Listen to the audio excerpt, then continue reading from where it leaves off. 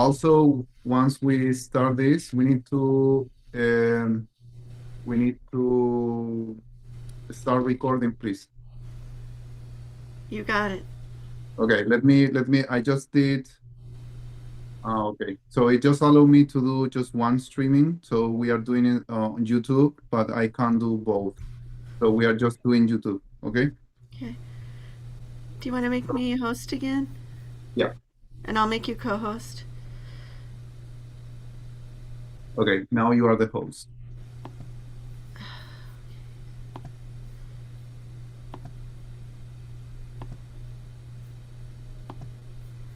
And make sure you're still spotlighted. And then, want me to open up and let everybody in? Yes, sure. All right, here we go. Do we have the transcription on, right? Christian? You're muted. Yes. Okay. Thank you, Christian. Okay. And don't forget to stop the sharing of the graphic when we go live, because Rye's really small. I'm too small.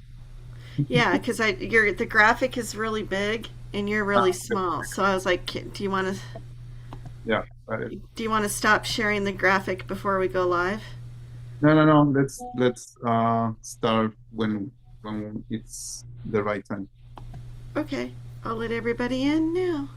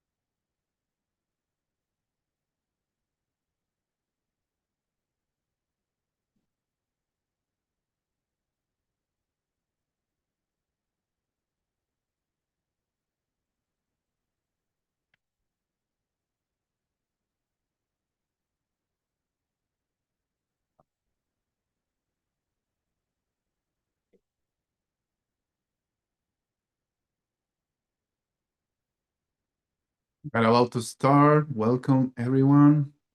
Are we recording? Thank you. Yeah. Few seconds to start.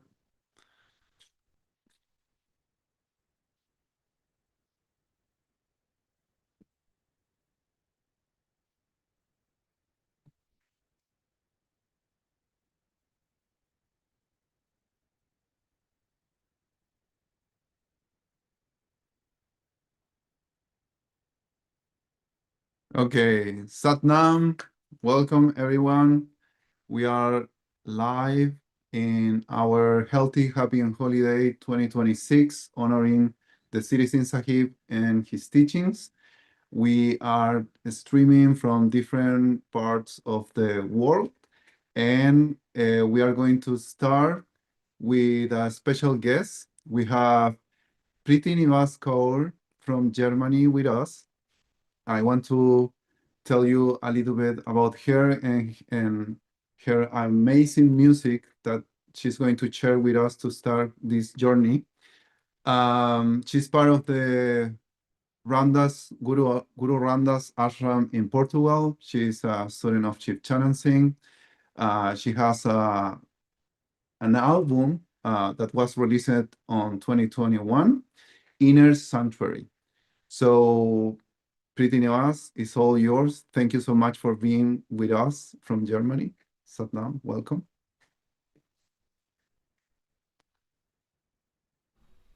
Satnam, thank you for introducing me. Yeah, and I'm blessed and honored to be part of this online gathering in this virtual reality, which is also very real because we are all there. And yeah, I'm happy to share a little bit of my music. And before we do that, or starting with, I would love that we tune in together. So just come sit up straight and bring your hands to your heart center.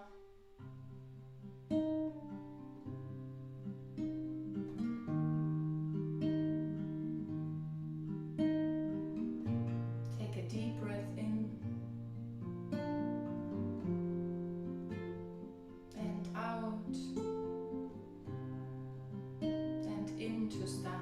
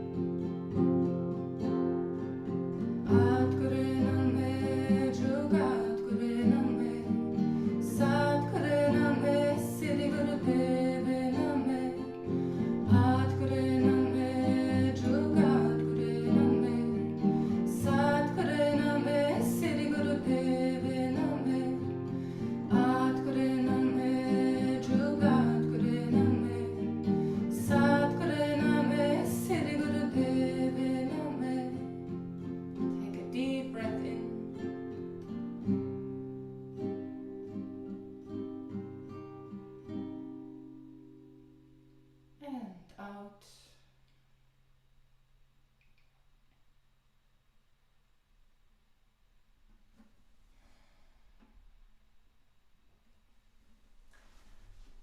So just in honor to the house that we are in, the house of Guru Ram Dass, I would love to chant with you the Guru Ram Dass mantra. And just join with your voice, even if we cannot hear each other together, we're still singing and chanting in Sangat.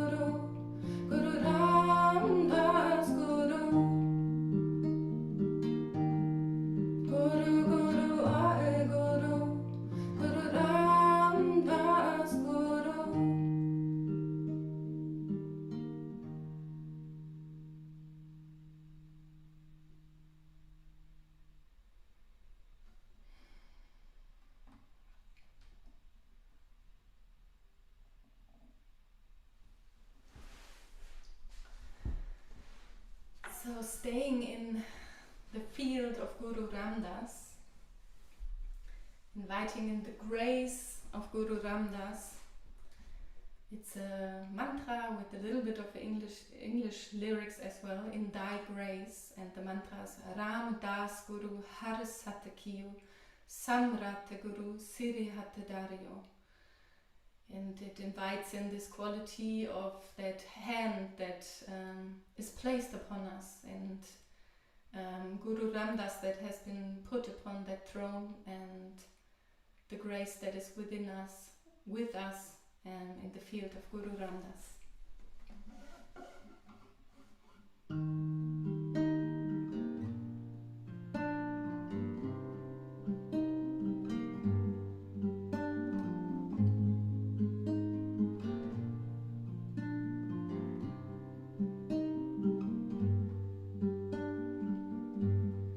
In thy grace, in thy grace, all is healing in thy grace. In thy grace, in thy grace, in thy grace, all is held within thy grace.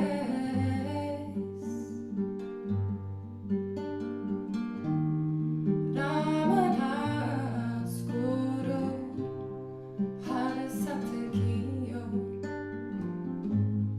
Samarata Guru Sirihata Dario.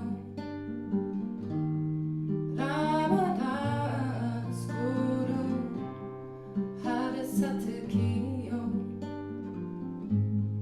Samrata Guru Sirihata Dario. Ramadas Guru Har Satakiyo Samarata Guru Sirihata Dario.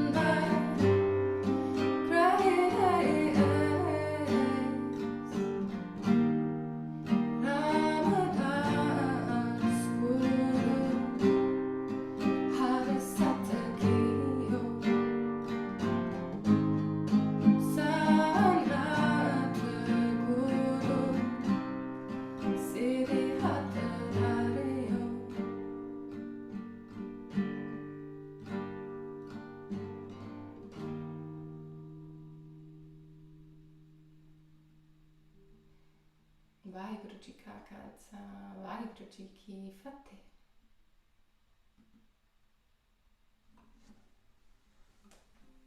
Thank you so much, Pretty Nivas.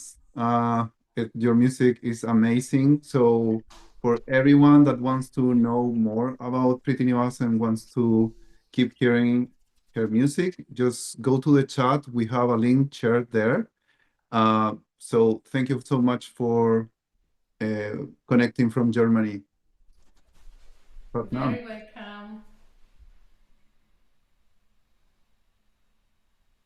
Welcome, Davinder. How are you?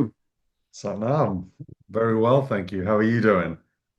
I'm very happy. I came back from European Yoga Festival a few days ago. So I'm very happy, very inspired. Well, here we are. So this time last year we were together doing the same thing, and here we are again. So welcome everybody to Healthy, Happy, Holy Day. We understand that Sri Singh Sabji's actual birthday is this coming Wednesday. We decided to celebrate today because it's a lot more people can join us on the weekend. But we do want to acknowledge that Siri Singh Saab's birthday is this coming Wednesday. So it'd be fantastic if you could join SDI, excuse me, and Sikh Dharma International with their celebration at Hacienda de Guru Ramdas and this Wednesday starting at 3 a.m. Mountain Time. So that would be wonderful. But anyway, going back to here, welcome everybody. How you doing, Rai Singh? How's life? We've been working together for over a year now, and here we are again. It's wonderful. Yes, so we want to first of all invite everyone. They can turn on their camera so we can see them. And also, if you can share on can we open the chat for people to start? Yeah, so the chat is open. So if you can tell us from where are you connecting? We have 159 people connected live right now. So let us know on the chat, where are you from? Where are you connecting? Today we have a lineup of teachers, musicians, presenters that from 10 different countries. We start with Pretty Nivas from Germany. We are going to be with Sat Bachchan from Chile, Mukta Kaur, Siri Simran, and Jagat Guru are going to present from United States. We have Kiane Maria from France, Sukhdev Kaur from Estonia, Prem Kaur from Spain, Sat Chakti is going to also connect from France, Danjot Kaur from Colombia, Rupinder Kaur from Canada, Amarup Singh from Brazil. I think it's first time that we have someone presenting from Brazil. That's amazing. Siri Sadna from England, Matamandir from Spain, and Liftar Singh from the States. Okay, so what do we have on the chat? A lot of We answers. got a lot. Okay. Oh my God. Okay. Pierre Kirti from Germany, Chris from Minnesota, Pauline from London, Madeline from Texas, y'all. Brian, Vancouver, Karen from Connecticut, Siri Ambrit from California, Devi Kirti from the Netherlands, Matt Johnson from Baltic Sea, someone, I think that's Russia, but I can't say it. If we can get some help from that, because I can pronounce it, maybe you in there. Cheryl from Pasadena, California, Rai Deb Jod from Germany, Diane Hancock from Indianapolis, Blesley, how are you, Blesley? Oregon. Blesley is the one of the managers for Summer Solstice. She's so amazing when she helped us organize Peace Prayer Day. So welcome, Leslie. Anne from France, Pasi from Finland, Sangeet J. Devi from the Netherlands, Christine from Clearwater, Florida, Susan from Austria, Katarina from Portugal, but connecting from Belgium, Carlos from New Jersey, Mariano desde México, Terry from USA, Hamid from Paris. Oh my God, like so. Okay, so we have a lot of, China as well. We got China, yeah, Ottawa, Canada, Mala, Deutschland. Maine, yeah, Norway, and Ottawa, Marcy. Okay. We are going to have someone from Ottawa presenting today, Marcy. She's Rupinder Kaur, so you might want to connect with her if you don't know her yet. San Francisco, Uruguay, Colorado, from London. Oh my God, like Spain, Indiana. Okay, yeah. Okay, thank you everyone for being so responsive.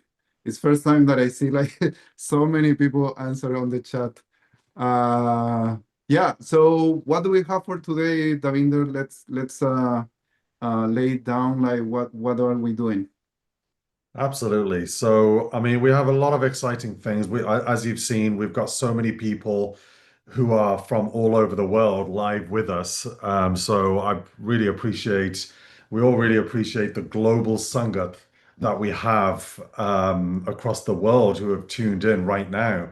So if you have any friends, family who are trying to connect, please send them the link, get them in. It would be fantastic to have them know where they're from and etc. We have such a fantastic lineup for you guys today. We have our sister organizations, whether it's 3HO Europe, whether it's KRI. KRI is coming out with a wonderful documentary with regards to the history of Kundalini Yoga and Yogi Bhajan as well, which we'll be sharing the teaser for those of you who haven't seen it already. We have Super Health, the CEO of the Super Health. We have White Tantric Yoga and Satnam Rasayan, the CEO there, and we have a fantastic Kirtan Jam that will be taking place at the end. So everybody, please stay with us to enjoy that. It's I mean, Priyanka Thakur who just did her Kirtan just now. Imagine that times you know 5, 10 other people back to back. So yeah, stay with us. Thank you so much for joining us, and it's going to be fun. It's going to be fantastic. Yeah, and my suggestion is that this year we wanted to do it a little bit different because instead of having a break where nothing will happen, we will have live music. So even though that you might not be able to sit and like maybe you need to drive somewhere or you need to do something else, just let us in the background because amazing music is going to be played during the presentation. And as Davinder was saying, many of these, presentations for the different nonprofits are going to also teach a specific part. So they are not just going to present what they are doing, but they are also going to share teachings. Okay. So my suggestion is just leave us open for the day, just listen in the background. We are very happy that this year we have musicians that are representing the whole world. I hope that for next year we have even more, but for this year we have an amazing lineup of musicians and presenters. So it's going to be a fun day. We hope that you have your yogi tea next to you and that you can enjoy with us. And if you haven't got your yoga tea, that you have your official 380 international mug that you bought from winter summer solstice. Yes. Yeah, we also we are going to have Karina Sky presenting winter solstice and summer solstice. We have a new place for winter solstice. She's going to introduce that and also like a lot of news. Yes. Okay. So the next section, we are going to see a video of the Citizen Sahib. He speak in this video about 3HO, a healthy, happy, and holy lifestyle. And he, of course, like when you see videos of the Citizen Sahib, he just bombarded you with so many knowledge and information. It's like Like every paragraph is like it contains so much information. So he never speak about just one single thing. He speak about so many things at the same time. So this is not different. So we can now share the video and start with the citizen Sahib. Thank you for being here, and remember to have your cameras on. Satnam. So let's go with the video. Yes.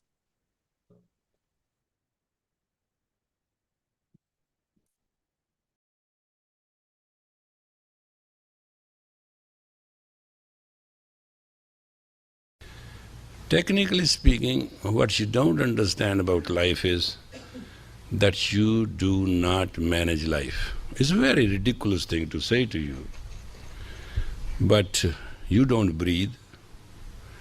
Your 30 trillion cells, 10 trillion cells dancing into 30 trillion cells, change in 72 hours, you don't manage them. Your blood go through your veins and artery, do you do rotor-rooter once in a while? That's angioplasty if needed be. Normally every day you don't do a thing. Your life is 80% automatic. It's run by the unknown. 10% is objective, where you participate right, and 10% is subjective, you participate wrong. So 10% cut down 10%, so 80% automatically goes on. And that's a fact. Mostly you are blinded by your emotions. Because once you are emotional, you can't judge a situation. Your assessment is wrong. You're not realistic. Like a mother. If the child is crying, doesn't matter what other important thing she is doing, she is into the child. You understand what I mean? It doesn't matter what is happening. And suppose a man in an office is having a very important conversation. Doesn't matter what happened in the room even, he's into that conversation. Exactly, they call it meditation. And meditation is nothing when you concentrate your idea of mind into creative thought of whatever kind it is. And that is life. As far as I'm concerned, when I landed in Los Angeles, I had a polka dot red pink turban and a strapped pant and a shirt you will never believe. And I tell you how much I knew. One day I went to clean my shirt in the laundry, and they told me if I put 25 cents and shirt and that some kind of powder kind of thing into it, and leave it there, then pull it out and put in a dryer and it'll be clean. I thought easy. So I went there and I put that. Machine was very kind to me. When machine stopped, I had a big pulp in my hand. There was nothing, I don't know what happened. Either that powder was too much or the machine ate it up. So I came without shirt in my undershirt back, and they said, what happened? I said, the machine cleaned it permanently, my shirt. As far as food is concerned, we were always provided somehow or the other. And it used to be on time. Now it is not. Try to understand that. Now sometimes I have to yell and scream, come on, I'm hungry, I need a food. At that time it was never a chance. It was on time. So certain little things started happening in a very unique way with all of you. All of you who have left, who are with me, or who shall be with me, or who shall leave me. They were all very important to play a role in forming the 3HO, a lifestyle of the age of Aquarius, a lifestyle where human shall be nothing but purely human first and will do everything graciously around itself. And that was my idea. My idea was actually what provoked me to come here was not actually America and American dollars, to be very honest, and not you and your environments. I was very well settled. There was nothing to it. What provoked me to come here was that I did not somehow wanted to go to Russia. It used to be a Soviet Union.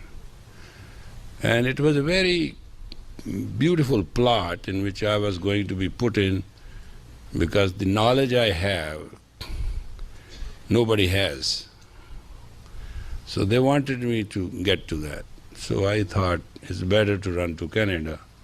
So I had good contacts. I knew the ambassador. He used to be called High Commissioner. And we managed, and I resigned, and very fast I left. I came to Canada. And in Canada it didn't work out much because it was very cold. But in 2 months or some days I remained in Canada. I hit the front page of Globe and Mail, which is their biggest paper. So I walked on the snow with newspaper tied down around my foot because I didn't have a shoe and my feet are very wide, nothing fits normally. That's why we built a factory, shoe factory. I mean, it's not that we have been not real cautious about things, lest they may not happen. I am very rich, I'm very grateful, and you are part of that richness. That's my real richness. But believe me, as I came with nothing, I shall leave with nothing, and I own everything as nothing. It shall belong to the generations to follow and generations to come. And I've just played a role as a custodian and a caretaker. I've taken ownership with a great perfection, and my basic idea is very simple. Don't let down anybody, don't let down yourself, and don't participate directly or indirectly in any letdown, even in conversation. That's the practice I have. And second is I do two things. I'm very straight and simple, and when I'm diplomatic, and it's unfortunate for the other person, I say it with a smile. But when I am teacher, I am very, very rude. I can chisel a person to death, because then it's my fight against the misfortune of the other person, and I can see it. To me, it is slaying the dragon, and I don't hesitate to do it. So, when I'm very cruel, it's a very simple system. There's no relationship between stone and a chisel, and that's the relationship between student and a teacher.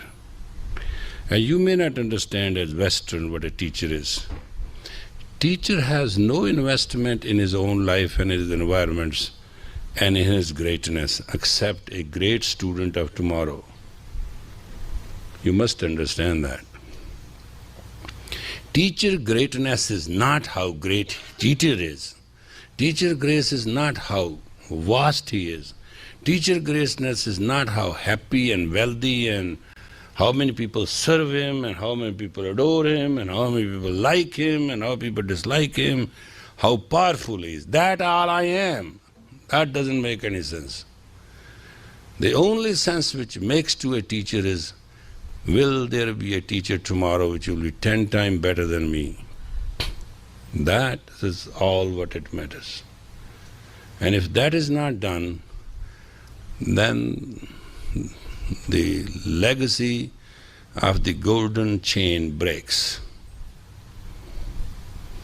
In our legacy of Kundalini Yoga, a student has to be 10 times better than his teacher, period. And it's very simple. There is a bhakti way, a devotional way of doing it. You become zero, the one God will be with you, you become 10 times better. That's a bhakti way. Shakti way is, resurrect your consciousness through the system and participate personally with everything and decide everything impersonally. That's another way. Participate personally, very personally, but decide very impersonally. Because when you personally decide something, you are the worst sinner and ugliest and dirtiest human being on the earth. Because you took away somebody's personality which was given to that person by God, and you have directed that personality for which you have no right. Do you understand how many times we do these blunders? That we interfere in people's life personally?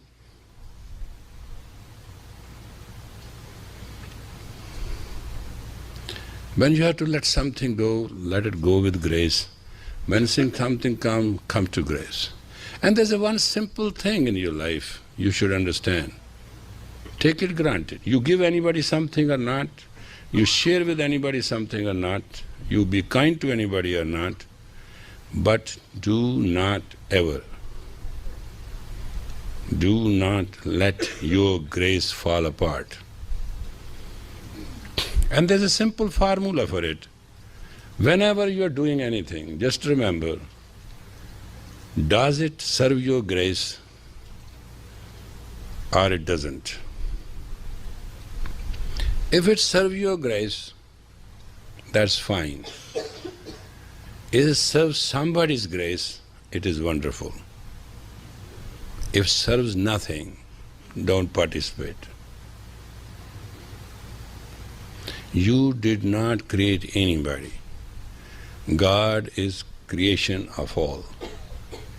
And if you cannot see God in all, you cannot see God at all. Wrong and right is a matter of judgment. There's nothing good, nothing bad. Thinking make it so. And it's a stimulated thinking. Certain things we don't like, certain things we like, certain things are good, certain things are not good. And certain things happens, and there are majority of the things which are beyond human conception and control. Try to understand that. Because your life has to move. Life is a momentum. It is a biorhythm. And it has a fear of placement and displacement. And until you are not above it, you cannot but suffer. Suffering doesn't come from any quarter. Suffering is yours. God has given you length. Life is to create width equally with that length. If you cannot do it, there's no way that you can survive in your life happily. That's why we started healthy, happy, holy way of life. And that is, folks, became 3HO. It is a dream come true. It was a very pure path in which there was no human worship.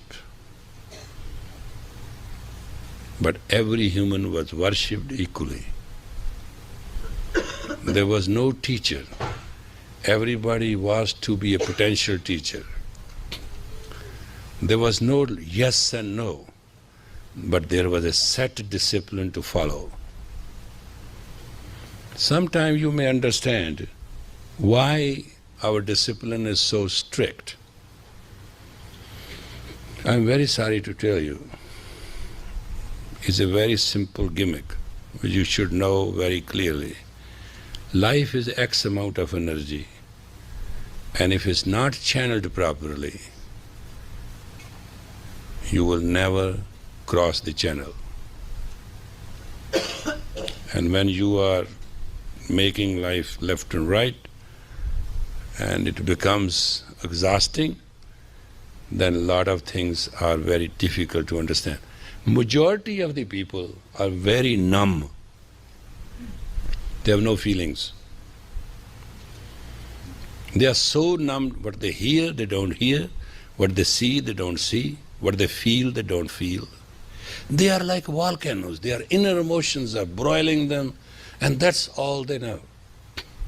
Am I insulted? Am I not insulted? Am I respected? Am I not respected? Am I liked? Am I not liked? I'm real? I'm not real. Somebody loves me? Nobody loves me. Am I lonely? Anybody? It is such a fluke that all the beauty and joy of life which is meant to be enjoyed is wasted in these wasteful thoughts. Why? Because these people are very, very far away from God. They do not understand a simple rule of the thumb that this planet belongs to God and everything on this planet belongs to God, including their existence. So whatever happens, good or bad, is all God's will. Now, what about your free will? Just look and enjoy. That's all. That's all you have. You don't have more than that. See, somebody's loss is somebody's gain. Somebody's success is somebody's failure. Somebody's marriage is somebody's divorce or potential non-availability. Look at it. Your children will grow up one day. If you train them well, give them good wings, they will fly better. If you don't, they will fall apart. So is your work. So is your future. So is your existence. In my capacity as an individual, I believe not in the goodness of the heart and goodness of the person. It doesn't fit with me. I believe with the greatness and the excellence of the human. I don't see a human acting from normal spiritual belief. We are the sinner born in sin and we have to do our karma and we have to do this and we have to... Really, as a religious man, I agree that's what the religion teaches and I salute those who teach this. But I have no part of this nonsense. Absolutely not. Zero. My belief is very simple. God has created me and He damn couldn't do anything better than what I am. Period. Call it anything. And that's exactly what it is. If the perfect Almighty God could have done something better, He would have done definitely. Why not? Is He limited?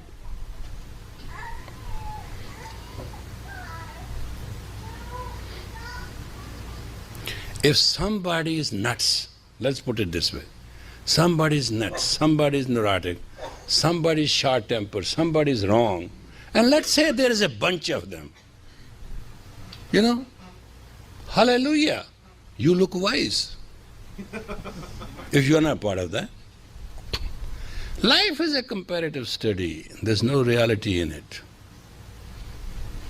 Life is a comparative study.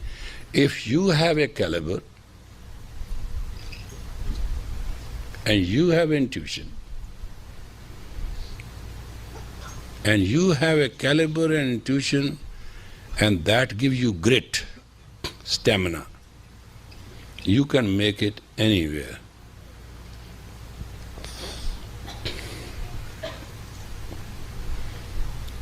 If you don't have intuition, you don't see anything. You're blind, permanently blind. And if you have no caliber developed, then you cannot expand, you cannot even recognize what you're dealing with. And then you don't have a stamina to fulfill it, then all those two things are useless. Then you're a dead duck. And all three is what human is meant for. And give all three is Kundalini Yoga.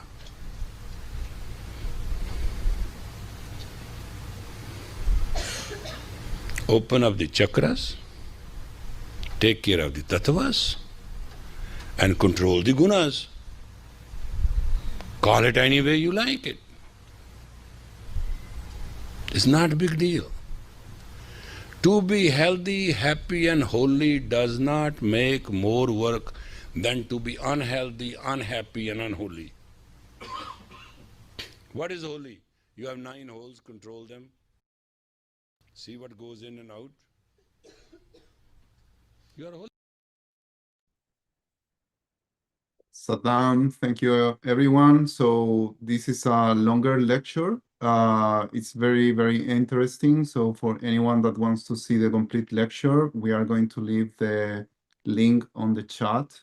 But we're very happy that we have these kind of videos to share with everyone and keep learning. You can see we just shared the lecture on the chat. So now we have Satbat Shankar that's going to share with us a class. So let me introduce Satbachan. Satbachan lives in the south of Chile near Patagonia. She has been a Kundalini Yoga teacher for more than 20, 25 years. She's a psychologist. She is, what is the, you have so many titles. She's a Sikh Dharma minister. She is mother of 2 kids, my kids. So she's my wife. Uh, and okay, so the other title is she's an anthropologist also. So no, you know she loves to study in books. And she also is one of the lead trainers for conscious pregnancy. So she has taught this in many parts in the world. And now she's going to share a class with us, a Kriya and meditation. So it's all yours, Satpat Shankar. Satnam, thank you so much. Waheguru, welcome everyone. I hope you are hearing me well. Well, it was quite a lecture that we just listened to. Well, the first thing that I want to share is we need to live in our excellence, as Yogi Bayan was saying, and for that we need to have something to recalibrate our nervous system. If we have our nervous system in our side, we will be able to live in our values. So that's why we are going to do a little Kriya that you will be able to do every day if you want, because it will only takes you 9 minutes. So I chose some things to do today so we can have these tools, these amazing tools, and use them even when we are like in pressure and we feel that we don't have time. So we are going to sit in easy pose and close your eyes and start connecting with your breath.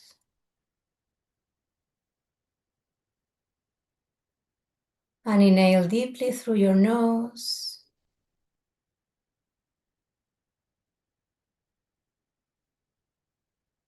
Exhale. And continue connecting with this movement in your lungs.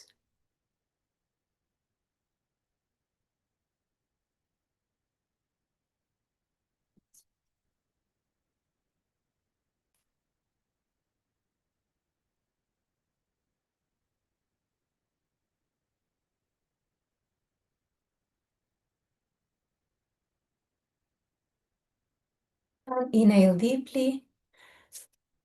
Rub your palms.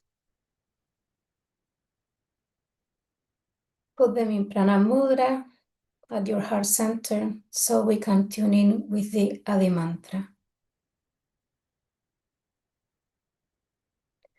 And inhale deeply.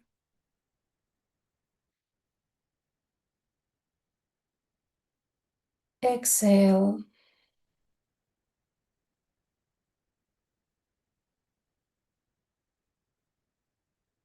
And inhale to tune in.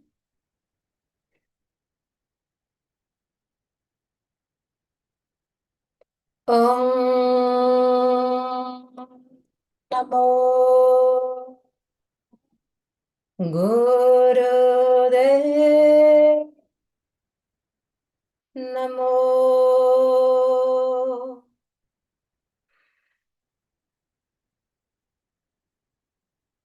Om Namo Gurudev Namo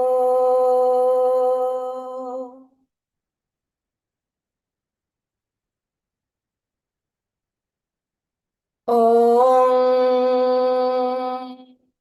Namo Gurudev Namo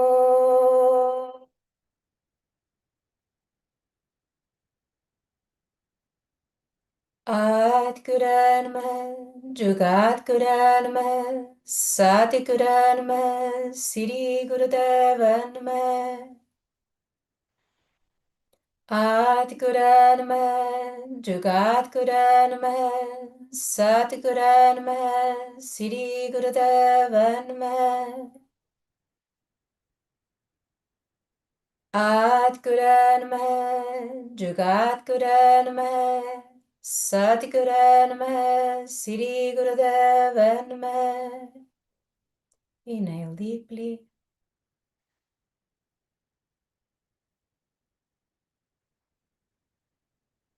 And exhale.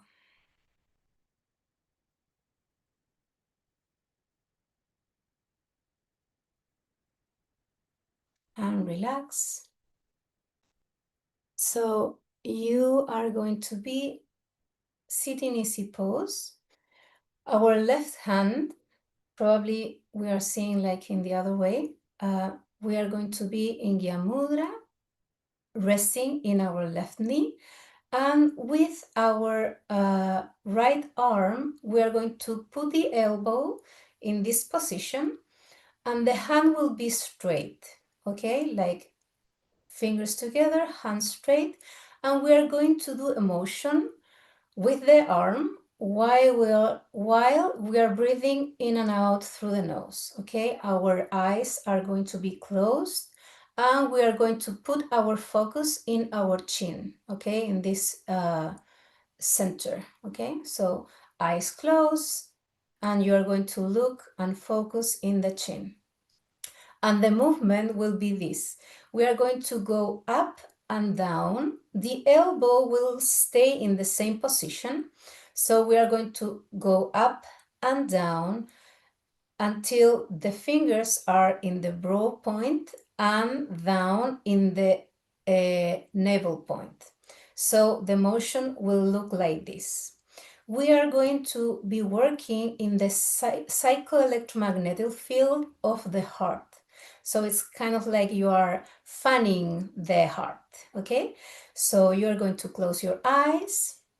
Your focus is in the chin, and when I say to you, you are going to continue with the movement, but put a fist in your right, in your left hand. Okay, so please go to the position. Your eyes closed, and the movement. Remember to the brow point and to the belly, and continue. Focus on the chin, eyes closed, and continue breathing. And do this kind of like if you have a fun and you are like affecting and changing your electromagnetic field in the heart. It's the psyche electric heart.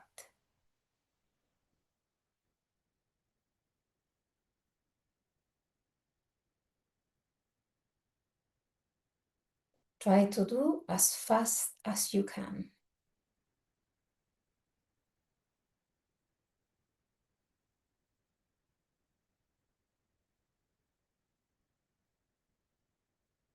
And continue.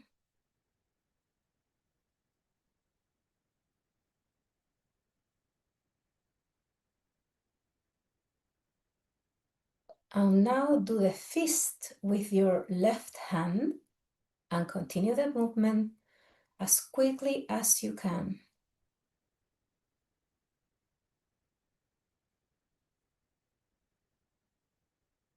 Be conscious of being relaxed while you are doing the movement.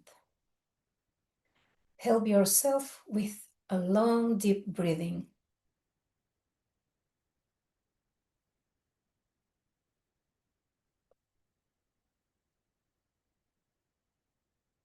Continue.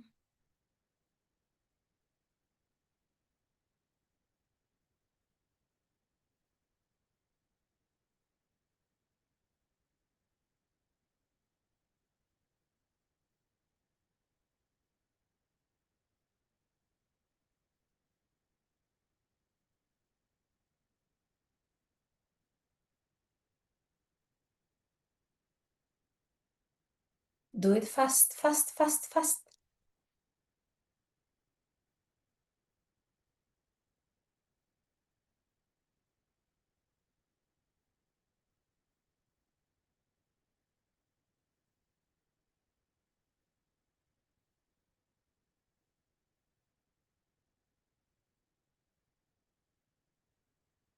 This creates to alleviate your stress. So put all your energy on it.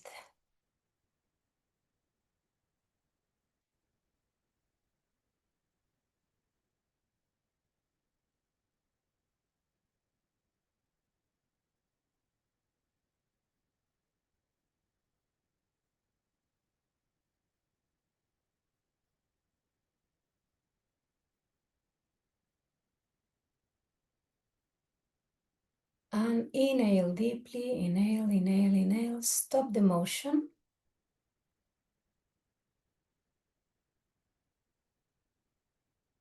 Suspend the breath in.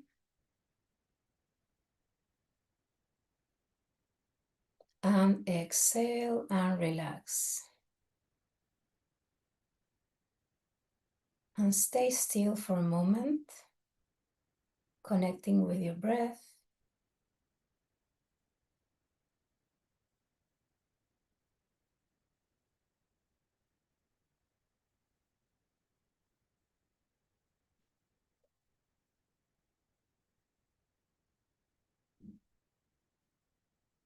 Stretch your legs if you need it. So we can prepare for the next exercise.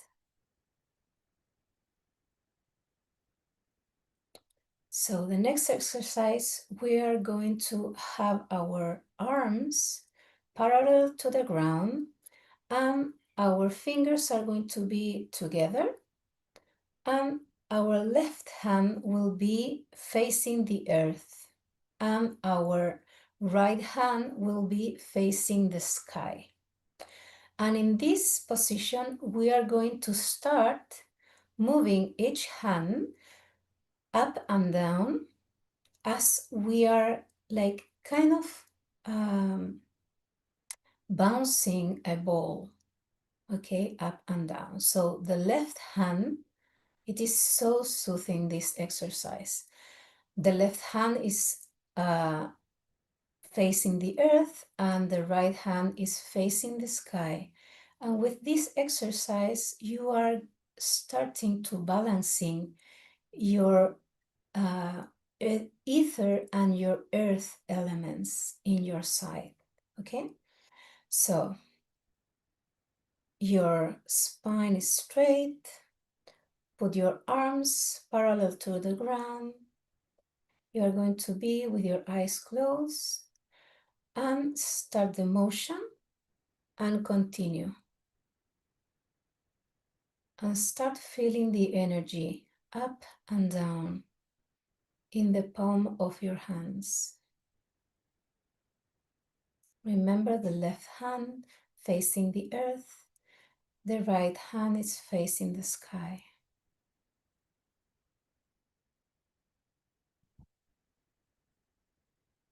And continue breathing deep and slow through your nose.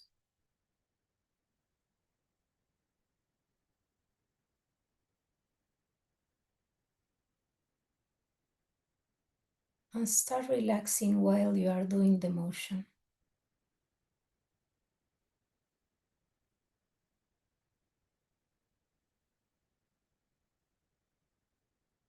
And continue.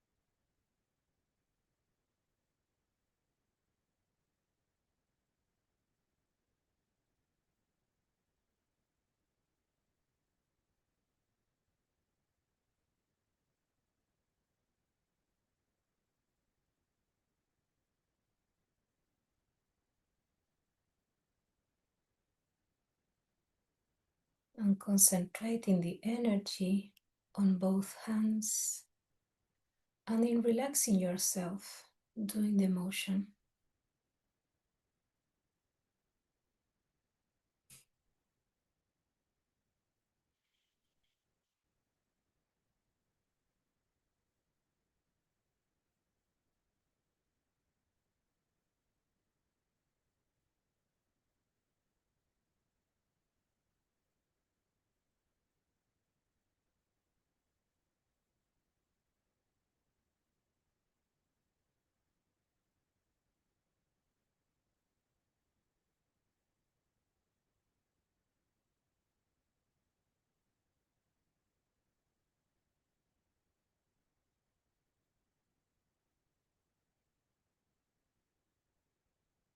And inhale deeply. Stop the motion.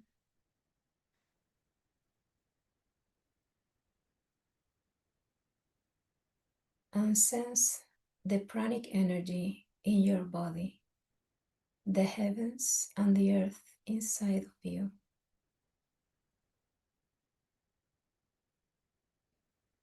And exhale. Relax your hands.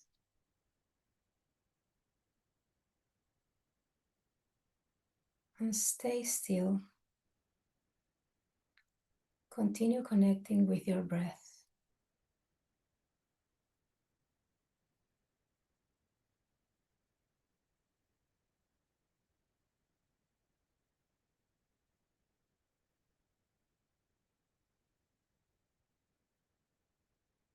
And inhale deeply.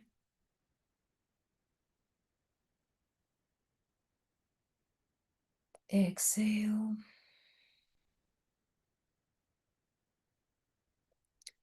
And for the last exercise in this Kriya for alleviate the stress, super sweet, super short, we are going to put our left hand in our heart center and our right hand will be on it. And we are going to do a movement in which we are going to let the left ear go to the left shoulder and then the right ear go to the right shoulder. So it's super simple, do it slowly, be very aware of your stiffness or your pain in your neck. So you slowly are going to adjust, like self-adjust your neck. So you can inhale, going to the left shoulder, and exhale, going to the right. And continue. Your hands are in the heart center. The right hand is over the left hand. Close your eyes and deep, deep breathe.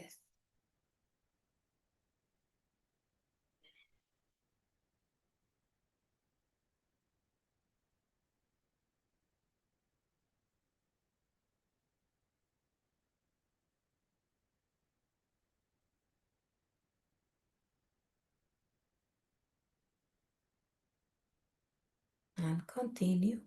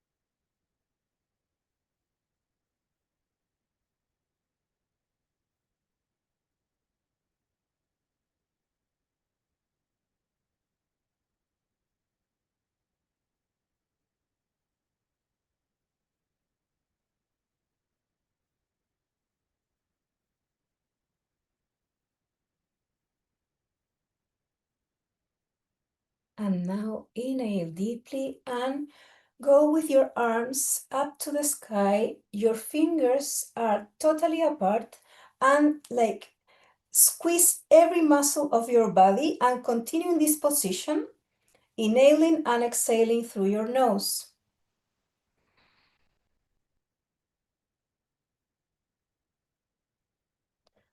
Stretch and squeeze every muscle of your body.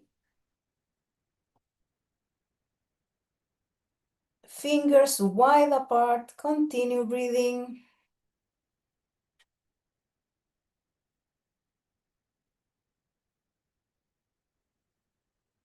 This is the very important part of this kriya. Squeeze, squeeze, squeeze, continue, stretch, stretch. Fingers wide apart.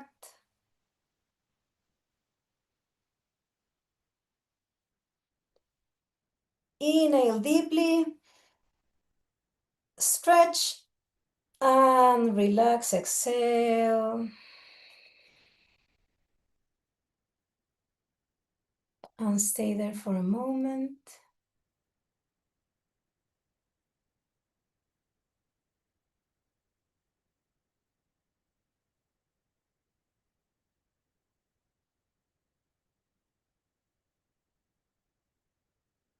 And relax your body in this position for a couple of minutes.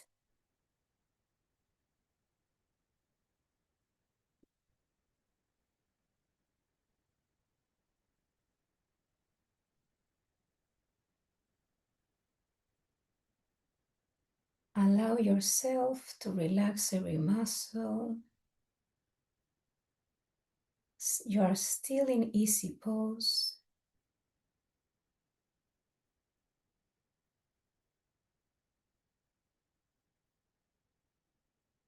And consciously relax every part, every cell of your body.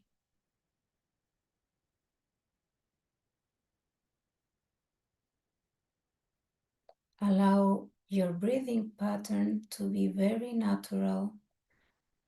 Flow.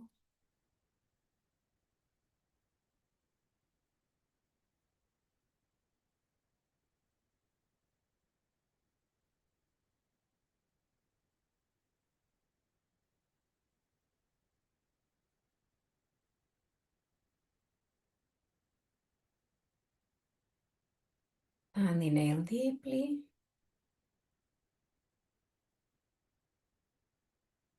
Exhale.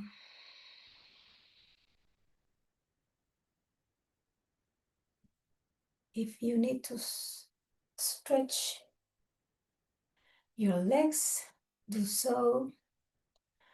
So we prepare for the meditation. this very sweet and short intervention in your life. You can do it daily.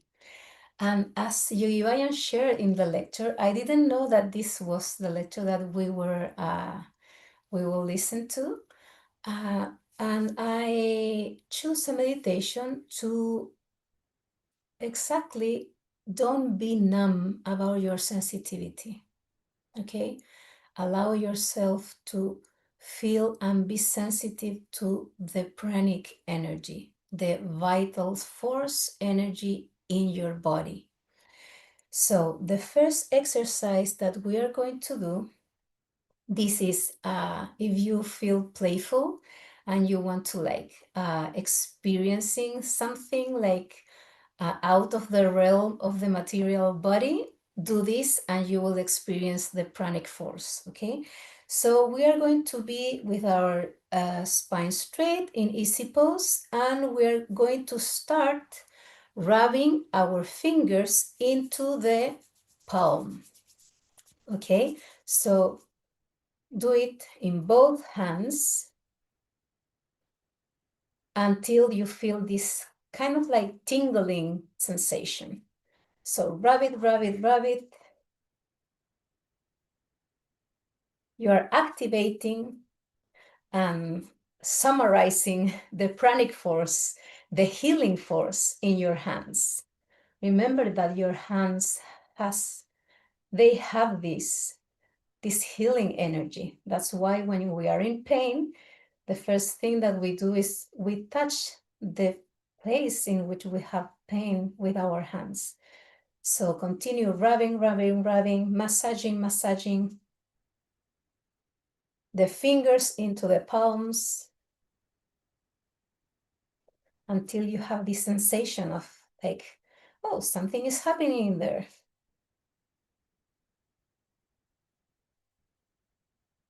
Your arms will start like feeling exhausted, but continue, continue.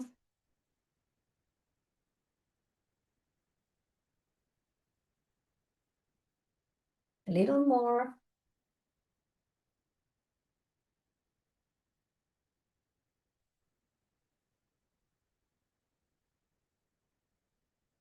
And now you are going to put your hands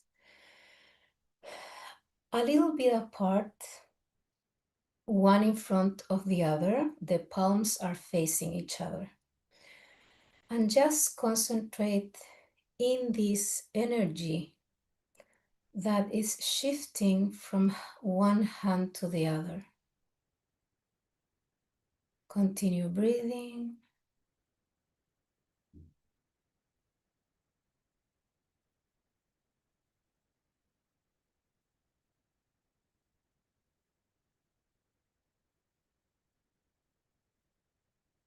Close your eyes so you can start being sensitive to this part of yourself.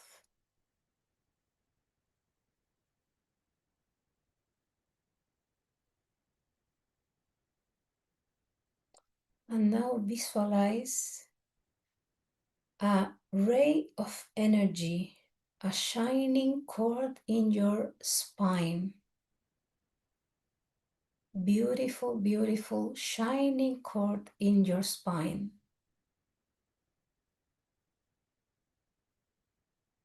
And continue. Breathe deep and slow.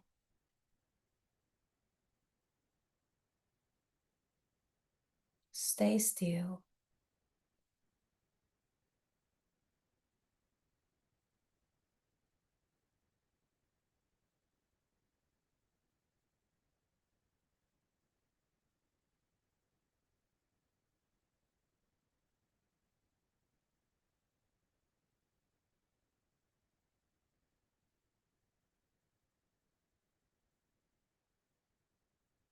And inhale deeply. Exhale, and now extend your arms. Your palms are going to be with their fingers straight up, and stay in this position. Close your eyes Continue breathing deep and slow. And start feeling the center of your hand, the center of your palm. And how this center of your palm is being charged of energy. Feel the energy charging in the center of your palm.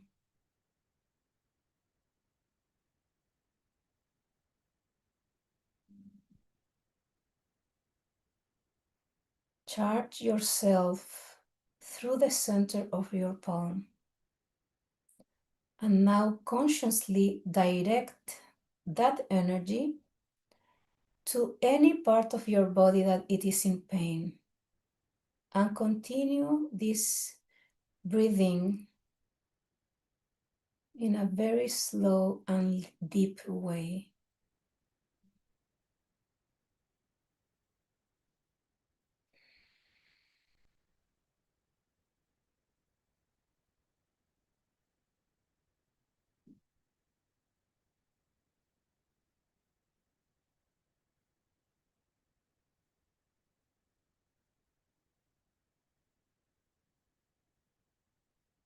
And inhale deeply.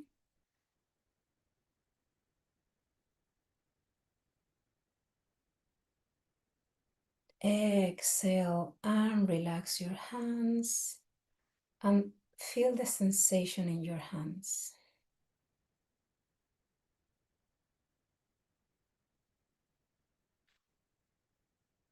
Take 2 or 3 deep breathings.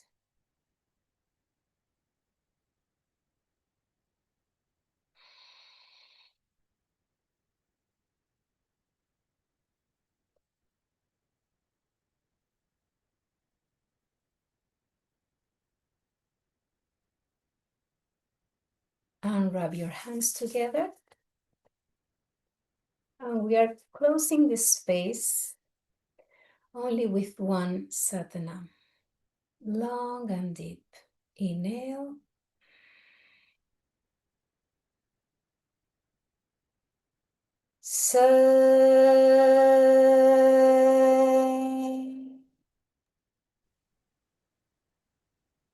Nam. Waheguru Ji Ka Khalsa, Waheguru Ji Ki Fateh. Beautiful, Satbhajan Kaur. So for everybody, myself and Satbhajan Kaur, we are brother and sisters from another mister for sure. Such wonderful advice I get from you, Satbhajan. It's an absolute pleasure to have you here. I just want to let everybody know we're going to be adding a link here. There's a fantastic course that Satbhajan Kaur did, and we'll be continuing to do this year as well, called Moon Centers. It's on the 3HO website, so you can check out the link and find out some more information there. Also, I want to ask, are you coming to Winter Solstice this year? Maybe, maybe not. By thy grace, it's in God's hands. Fair enough. If not, then we have the South American Kundalini Yoga Festival that's taking place at the start of February in Chile, in Santiago. So we'll put the link here and you can check that out as well. So yeah, hopefully to see everybody at the South American Chilean festival as well. So Bhajan Kaur, thank you so much. Thank you for your time. Waheguru Ji Ka Khalsa. Waheguru Ji Ki Fateh. Yeah, and people is asking about the Kriya. We are going to find the link for that and we will share it in the next few minutes. Yes, so now we have Mukta Gaur with us. Satnam Mukta, how are you? Satnam, great, thank you. So happy to have you here. So Mukta Gaur has a long story with 3HO. She is the founder of Super Health, a program that was created along with Yogi Bayan to help people recover from addictions. But you know, like Super Health has working really hard to attend the necessities that are appearing in this year, 2026. So Mukta Gaur is going to share with us about the new program that they have. I was quite excited to hear about this on the European Yoga Festival because from all the different aspects of the teachings, humanology is one of my favorites because it really explains how the human work. So Mukta, all yours. Welcome. Thank you. Thank you. I'm so happy to be here. Let's just tune in. I know you guys are all tuned in, but it's really just for me. So place your palms together. Inhale deeply.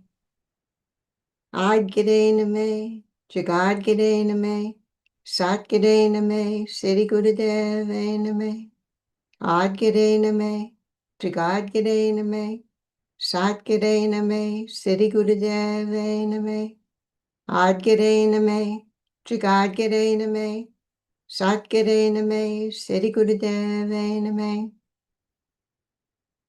Satnam. Well, thank you so much for inviting me here to this great occasion. So I see a lot of old friends and some dear new ones. So thank you. Anyway, I thought today what we could do to make it interesting for you, and what better than to tell a story about Yogi Bhajan, and then also how the beginnings of Super Health started and where we're at today. So we have a lot to cover in a short period of time. So let's go back to 1971. It was really a moment in time. And things were changing, especially here in America. Things were changing dramatically. People were looking for something different. And Yogi Bhajan comes on the scene. It's 1971. And it was something that nobody had ever seen before. Nobody had ever seen anybody even in a turban. And he comes, he was a visionary, he was a pioneer. He talked about things that we had never heard of before.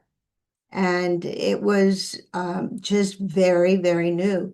Young people, especially, were looking for change. They were looking for something different. They were looking for God consciousness. And they had no idea how to go about what to do to get there. And all of a sudden, hallucinogens come on the scene, and they found their spiritual God in their pill of LSD or whatever it is they were taking. And but they needed that drug to have that spiritual experience. And one of the first things he said was, drugs are a drag. And he said, now you have to do it on your own. Now you have to get there with your own experience. And they were attracted to Kundalini Yoga because they realized that it was an alternative way of feeling good naturally without the drugs. And so really that was the beginning, but he was fearless in what he had to say in his message. And it was all about change. It was all about, we were coming out of the war in Vietnam, and the people who were attracted to him, besides those people who were taking, LSD or hallucinogens, were people that were also looking for that change. And they knew that he was going to help them get there to their spiritual experience. It was really a ragtag team. Any and everybody raised their hand to come along, but there were no qualifications, there was no credentials. If you raised your hand, you were good enough. And so think of it as a ragtag team. And so back then he decided to do an experiment. And he called for two people who were using drugs and to come be with him for 2 weeks, 24/7. And so two gentlemen raised their hand and said, yeah, sure, I'm on heroin and I need help, and I'll come and be with you. And another gentleman came forward. He was on any and everything. He said, okay, you come too.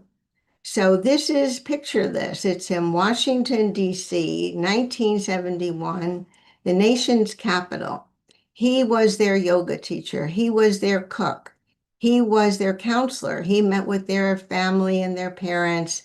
He was their massage. And every 2 hours, it was like, here, drink this. And he'd hit acupuncture points and massage their feet and do everything, top to bottom. Well, in 2 weeks, they actually looked different. Amazing. So the first thing he did was he calls the newspaper, the Washington Post. Now, keep in mind, I think now we're into 1972, and they cover the story. And what the story says as a headline is something like yoga, garlic, heroin. And then you see the picture of him with a turban. It was like, what? Yoga, heroin, garlic, turban? You know, people did not know what to think of it. Nobody had heard of yoga and, you know, garlic and heroin. But he understood what was to come. He knew that drugs were going to be on the scene if we weren't aware and we didn't pay attention and we didn't realize the extent of the problem that was yet to come.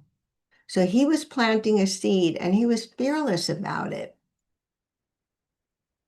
He was a believer in institutions. He loved institutions, but he was also building a model of the age of Aquarius.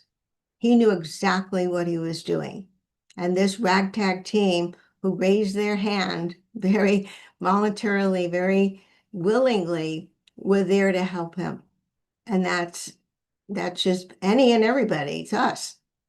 And so the work was the beginning of Super Health.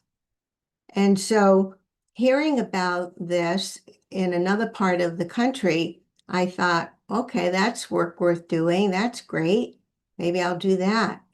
And again, I really didn't even know what I was even thinking. I had no formal training.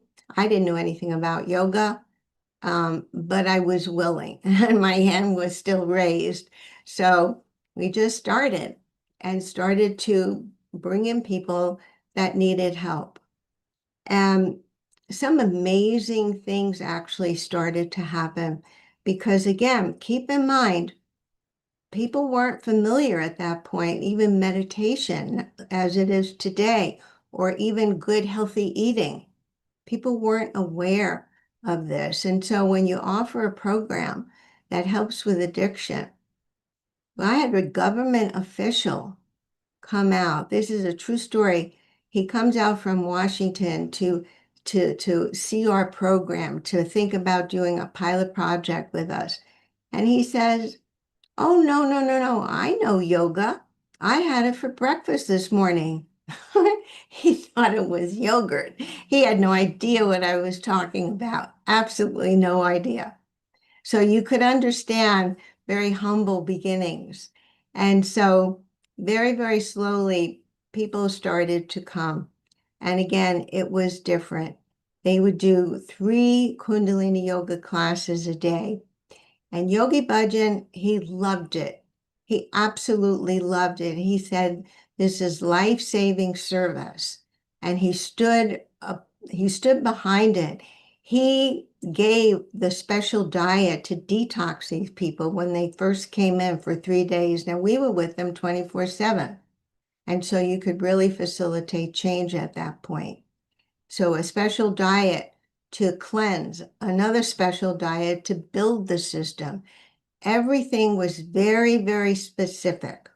Everything was calculated, even the juices and the amounts of how much to how much, how many beets to how many carrots to how many garlic to how many carrot blends. Everything was exact.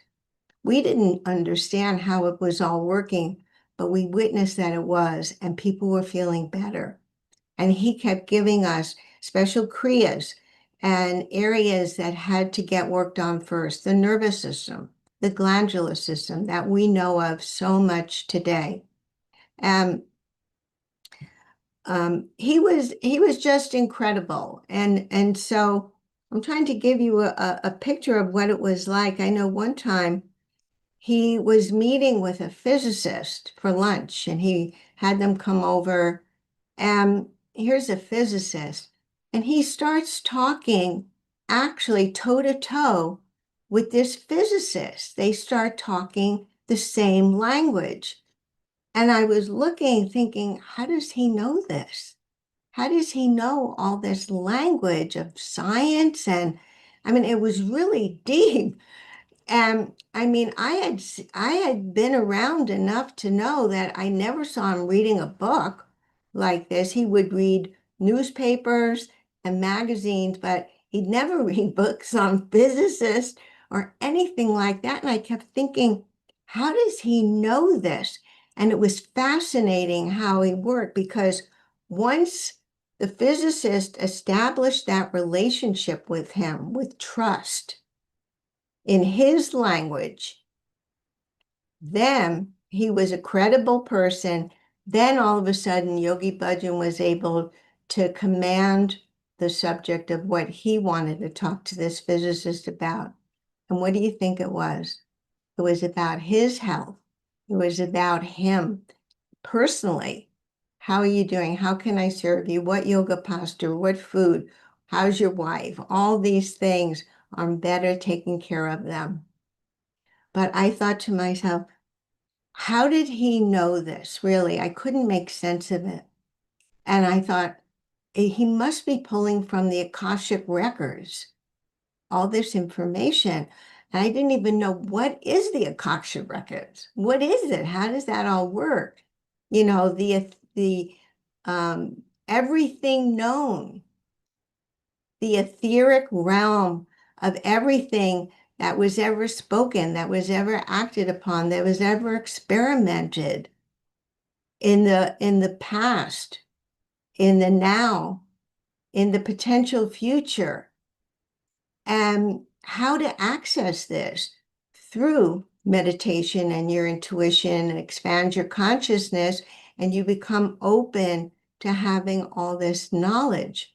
I mean, I think all of us in this room have heard that we're only using a very small portion of the capacity of our brain. And so when you think about that, yeah, I'm sure it was something like that. And I'm trying to figure it out as I'm seeing it. But it's something that made sense to me. And it's kind of like the modern day term is something like the cloud. Like my generation still can't figure out what the cloud is. You know, if you think you've lost something, it's like, don't worry, it's in the cloud. Well, that's probably like what the Akashic record is. It's somewhere out there. You just have to be able to extract it and to pull upon it. And I guess it's something like that. Again, he was really amazing when it comes to stuff like that. One time he had asked me to, I want to tell you a story about one of the clients, because like I was telling you, the diet was very specific. And for some reason, we had a lot of big men come in the program. They were quite hardy, but they were on drugs. But they were on a very special diet that was light, with cleansing foods and fresh fruits and vegetables, and pretty light. One time, a couple of them come up to me and they say, Mukta, we really like being here. We love it, but we're hungry. And if you could change the diet, or we can have some more food, otherwise we're going to leave. We don't really want to, but we're just hungry.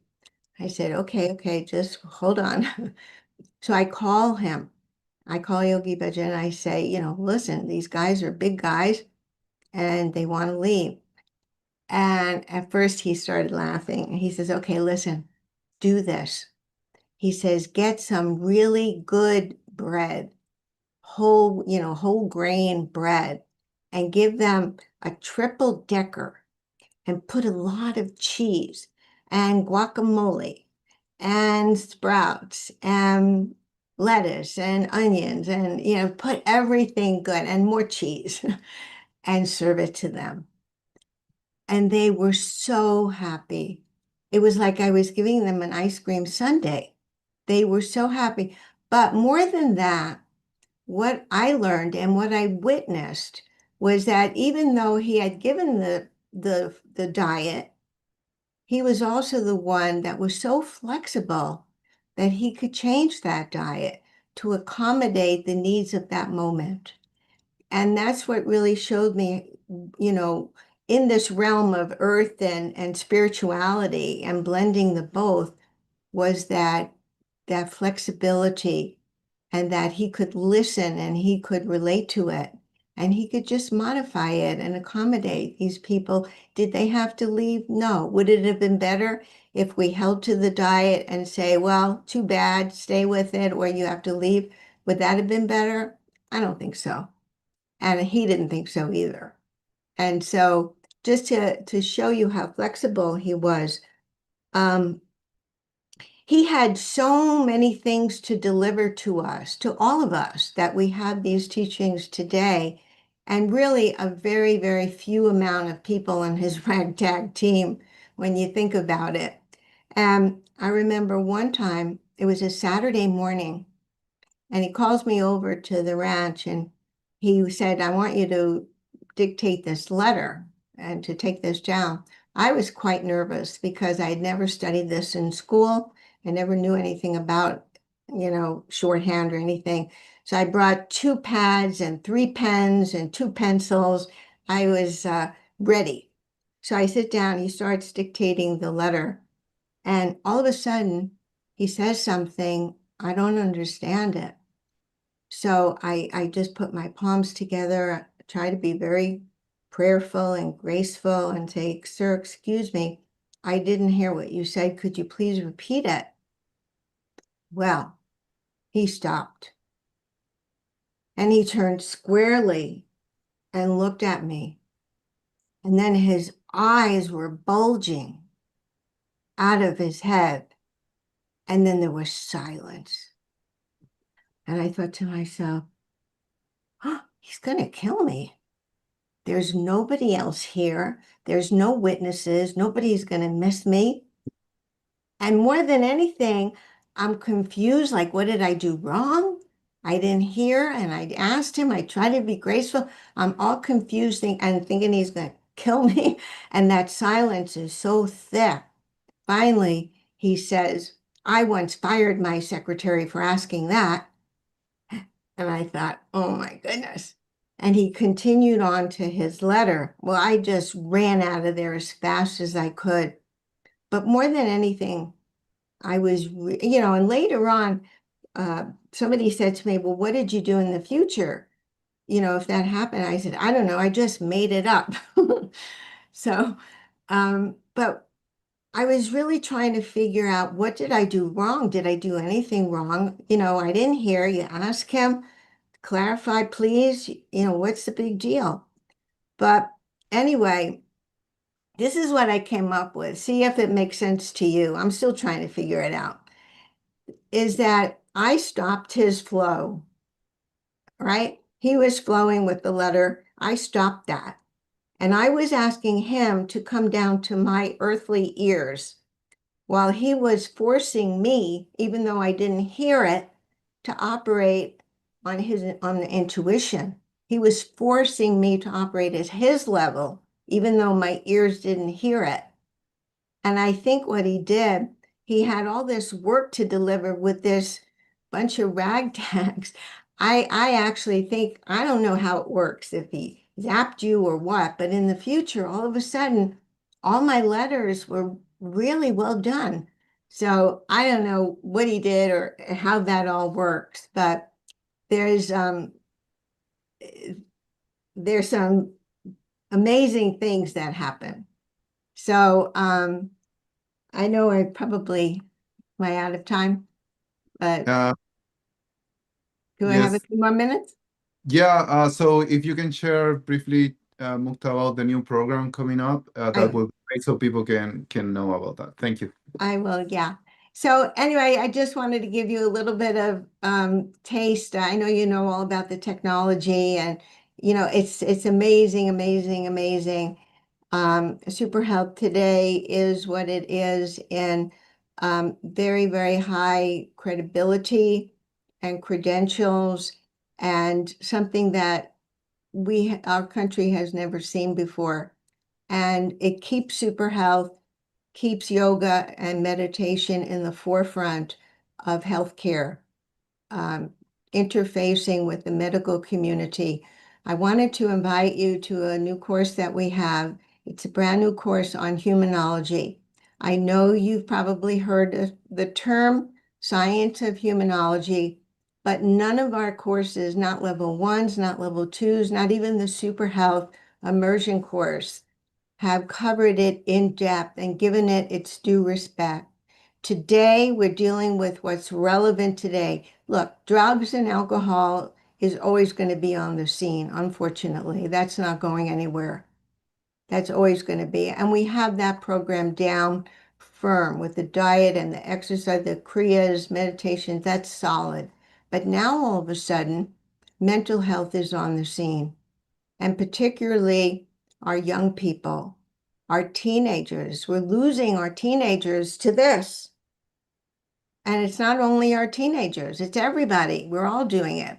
And with that comes the downside of health and well-being and information overload and all this kind of stuff.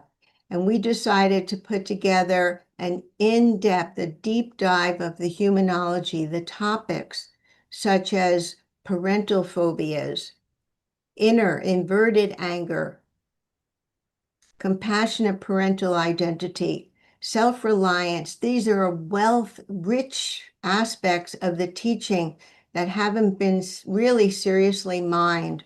And that's what we decided to do. The course is in September, and it's online. So wherever you are, you could be part of it. It's for a weekend, Saturday and Sunday. And we go into specific, not only which kriyas, which meditations apply to unloading the burden that a lot of us have. We all have something that has happened in the past, in our childhood, something, how we were raised, how we were talked to, how we were treated, all these things, on and on and on. And today, a lot of us are carrying burdens. You know what? It isn't even ours, and we're carrying it, and we all are. Fantastic, Muktakul. Thank you so much. What we will do is we'll share the link on our Zoom, and we'll make sure that everybody gets that link. Everybody, please, at least click on the link, read about it, see when the courses are, see the wonderful work that Muktakul has done over the last number of years. And yeah, thank you so much, Muktakul, for sharing your stories. Thank you so much for continuing in strength and in harmony with Super Health. And truly, thank you so much for everything that you guys that you do at Super Health. I'm so glad that we could have you here. Thank you. The website is super-health.org. So feel free to go on there. Thank you for inviting me. Of course. Thank you, Satnam. Thank you very much, Mukta. So now we have a new special guest. We are with Siri Simran Kaur. She's the CEO of White Tantric Yoga, and also she's going to share about Satnam Rasayan. And I'm going to leave it to you, Siri Simran, because I know that you are going to share some beautiful photos. I see it before we start, and they are amazing. So all yours. Davinder, you want to add something? No, just an absolute pleasure to have you here, Siri Simran Kaur. Lovely to see you, darling. Satnam. Thank you very much. Thank you both. Are the pictures up now, or are we putting them up later? Whenever you want, you Okay. say the word, and Cristiano will put it on the screen. Thank you. Okay. All right. Well, thank you both for welcoming me here today. It's so wonderful to see all of your bright and radiant faces. And I guess I'll just start a little bit about, I guess, my path. And I've been pouring my life and my heart into the meditative practices that Yogi Bhajan gave us, specifically the meditations of White Tantric Yoga and Satnam Rasayan, and I have the great honor of serving Humanology and Health Science, which is the nonprofit organization that is entrusted with White Tantric Yoga. And I'm also the lead trainer for Satnam Rasayan here in the United States for level 1 and level 2. And before I speak and go on about Satnam Rasayan, I want to share with you most importantly about White Tantric Yoga. And for those of you who have never done it, what it does and why it's so important, and why preserving the integrity and the sacredness of this technology means so much, not just to me, but for the planet. And my connection to White Tantric Yoga goes back to the very beginning. I was actually at the very first White Tantric Yoga course that he taught, that Yogi Bhajan taught, and my mother participated in it, and I was there off on the side in my playpen. And the first time I participated in White Tantric Yoga myself, I was 9 years old, and I didn't volunteer to do it. Yogi Bhajan directed me to do it. He said, "You're old enough, come and sit down." And so that was my first experience. And later on, when I was serving Yogi Bhajan during the 90s, Yogi Bhajan appointed me as a White Tantric Yoga facilitator. And but I didn't begin facilitating until 2014, as I was extremely focused on raising my wonderful son, Nanak Nihal, and then I began later on serving on the board of Humanology and Health Science in 2019. During the COVID years, when White Tantric Yoga was shut down, one day I received a call, and it was quite a surprising call. I was offered the position of CEO, and I said, "Well, how long do I have to give you an answer?" And they said, "Well, I guess about 6 months." And so I contemplated it, meditated on it, and I wasn't sure I could take on the task. And I just, in my prayers, was like, "Okay, God, if there's anyone else, who should be doing this, please bring them forward." And that didn't happen, so I got the message that this was something I was supposed to do.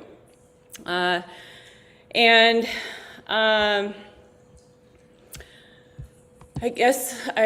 then before I was the CEO, Sat Simran, basically she was the CEO for the entire time, from the time that the courses came onto video, and she served as a CEO from 1986 to 2022, for 36 years.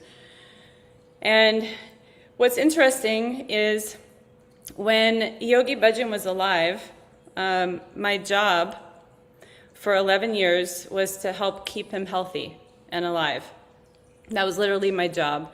And what's fascinating is that, before I took on the role of serving Yogi Bhajan, Sat Simran had done that same role before me.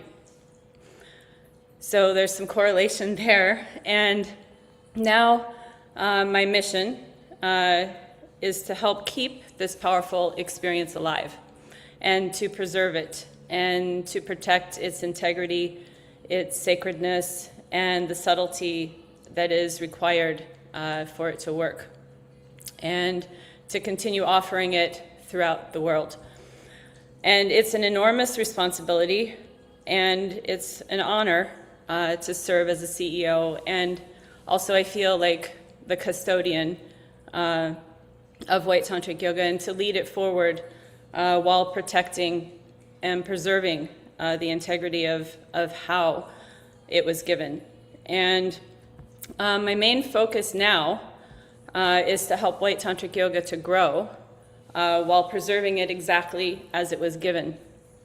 And our mission on the board, our mission for White Tantric Yoga is to offer White Tantric Yoga in as many places as possible so that people throughout the world can continue to have this powerful and profound experience. Yogi Bhajan physically taught and facilitated White Tantric Yoga from 1971 until 1986 for approximately 15 years. And eventually his body could no longer take the physical intensity of the courses. And he, along with Sat Simran's knowledge and talent in TV production, developed the technology that allowed White Tantric Yoga to continue without his physical body present. And after he left his body, Humanology and Health Science continued to present and offer these courses, and the experience did not change whatsoever. The power was still there because the way that White Tantric Yoga works is through the subtle body and through the connection to the subtle body of the Mahan Tantric and the chain of the Mahan Tantrics before him. And this technology can only be experienced directly under the supervision of the subtle body of the Mahan Tantric through a trained facilitator. And the facilitators are like a channel between the participants and the subtle body of the Mahan Tantric. The facilitators that are serving today had a direct connection with Yogi Bhajan. And these facilitators, they offer their time facilitating as seva, as pure service. There is no compensation for this service. And it's a huge responsibility for all of us to facilitate. And you have to be able to hold the energy field and understand, or maybe not understand, because White Tantric Yoga is very, very subtle, and it's mysterious, and like the subtle body is mysterious. But the facilitator has to feel what is happening. And it's an incredible honor for all of us to help people through their process and their experience. And that's really what we're there for, is to serve the participants. And being a facilitator puts our bodies through a lot. And when Yogi Bhajan was alive, I remember what it did to his body, and it was very brutal for him.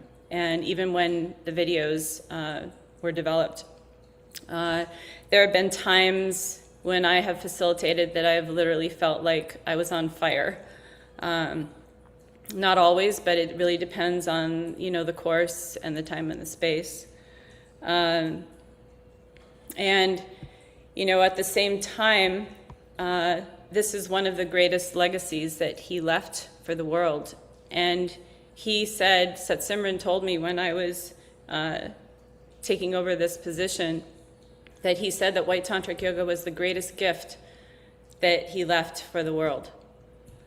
And for those of you who haven't done White Tantric Yoga,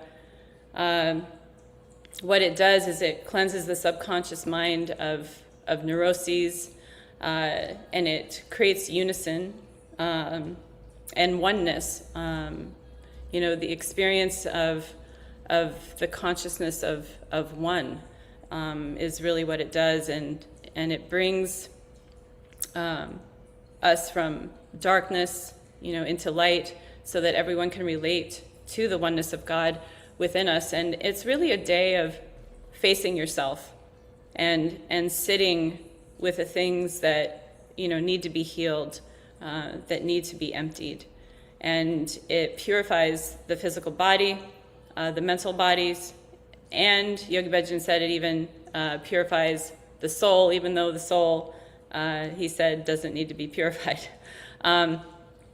It's a supercharged transformation on a soul level. And, so much of what is sitting in our subconscious is driving our thoughts, our reactions, and our decisions without us even realizing it throughout our days. And when the garbage in the subconscious begins to be removed, we can make better decisions, and our relationships become better. And because our relationships with our own highest self has been able to develop. And White Tantric Yoga is what makes that possible. And, I feel I'm very passionate about teachers, especially of Kundalini Yoga. If you are a teacher trainer or if you're in the teacher training program, I cannot stress enough how crucial it is to experience this powerful technology. The connection to the Mahan Tantric and to the Kundalini master that Yogi Bhajan was is what makes this technology so powerful. And it gives you grit, it gives you strength like no other meditation workshop or seminar that you could ever do. It's hard, but it's powerful. And there's nothing like the experience of doing something that you think you cannot do and then succeed in doing it. And there's always great transformation in that experience. And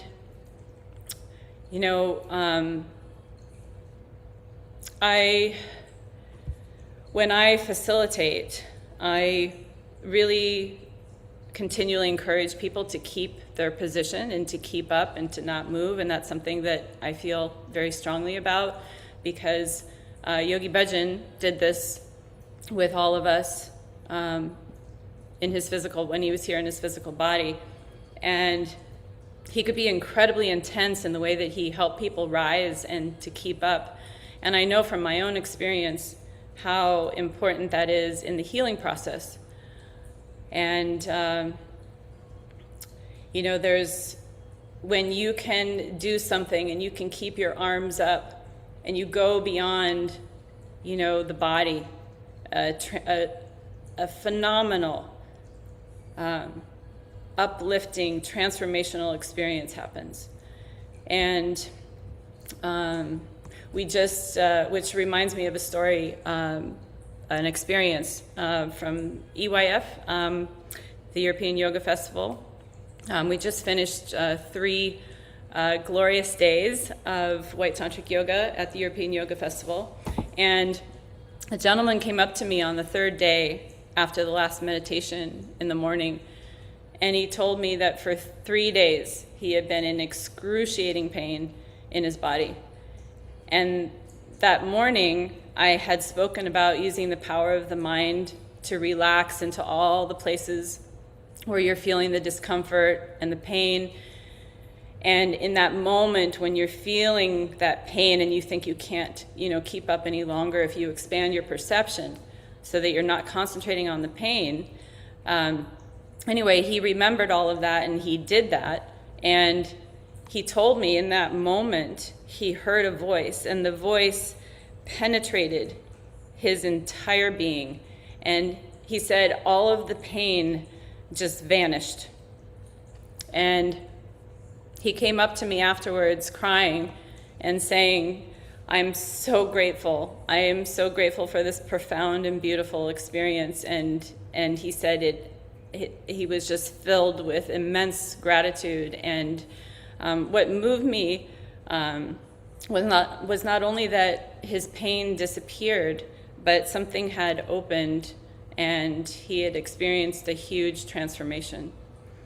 And as a facilitator, witnessing those moments is one of the greatest blessings of this work for me. And to watch someone's face change, to feel what has shifted in the room, to see someone come through something they believed they couldn't come through, it's profoundly rewarding. And just to kind of tie everything up here, there's also a connection for me between White Tantric Yoga and Satnam Rasayan. They both come from Shunya, and Shunya is the base of Satnam Rasayan, and Shunya is the base of White Tantric Yoga, and Shunya is the base from which he created the Kundalini Yoga Kriyas. And the moment I walked into my first Satnam Rasayan class, it was cathartic and it was powerful. And following that path ultimately led me more deeply into both Satnam Rasayan and White Tantric Yoga. You can see here on the screen, this picture that's up right now is BBG's holding me, and this was summer solstice in 1972. Let's see, is there another photo up? No, I don't think so. Okay, this is in Moscow in the 90s, I think the early 90s. I'm not sure where this is, but most likely somebody's giving him something, and it could be food, and I'm trying to take it away.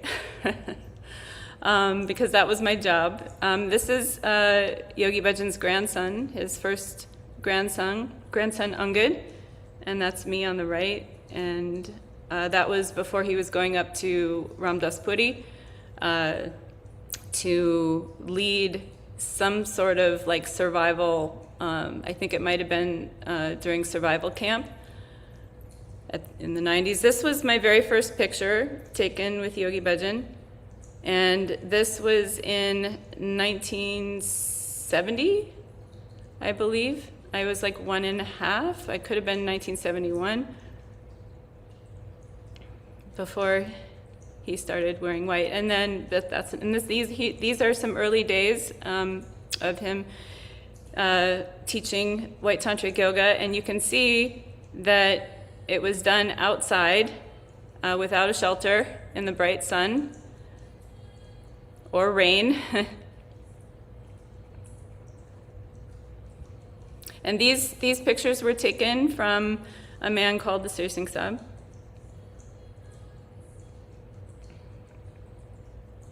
Thank you so much, Siri Simran. We are going to share the links for White Tantric Yoga programming in the chat. Unfortunately, we don't have time to share more about Satnam Rasayan, but would you like to close with the next program, or? Yeah. The last thing I just would like to say is Humanology and Health Science is a nonprofit organization, and that's what runs White Tantric Yoga. And our mission is to preserve and continue offering these throughout the world. And White Tantric Yoga needs the support of the community to do that. And if you've experienced this powerful practice and you want to help other people have access to it in their city, in their country, anywhere in the world, please consider supporting Humanology and Health Science on our website, which is whitetantricyoga.com. Anyway, if you feel any gratitude, for this practice and want to see it grow and be preserved, your support is deeply important at this time. And with the courses that are coming up, we have Guadalajara coming up next month on September 26th, and we have in Los Angeles, October 3rd, New York, November 7th, Germany, Darmstadt, near Frankfurt on November 14th, and then we have Taiwan, November 22nd, and then finishing up the year, we have 3 days of winter solstice happening on December 17th, 18th, and 19th. And then starting out the new year, we have Phoenix on February 6th. And I think that's about it. And it was an honor to be here with you today. And I'm sorry I didn't get to talk about Satnam Rasayan. I probably should have timed it, but I got anyway. So thank you all. Sorry I went over. And Yeah, Yeah, I just want to also mention for everybody that there are some imitations out there of White Tantric Yoga, and it's highly encouraged to stay away from there because you need the correct facilitators, and it's only through Siri Simran and White Tantric Yoga official that you should do that. Otherwise, it can. I don't want to speak for Siri Simran here, but it can be quite. Is it fair to say dangerous? It can be dangerous depending on, the facilitator, but, what it could also only be is just just a meditation. It's just like the power isn't there. I have a little story to share about that. So there were three people from South America that they went to a tantric in Chile, and they decide to secretly take notes of the exercises so they can come back to their home and practice it.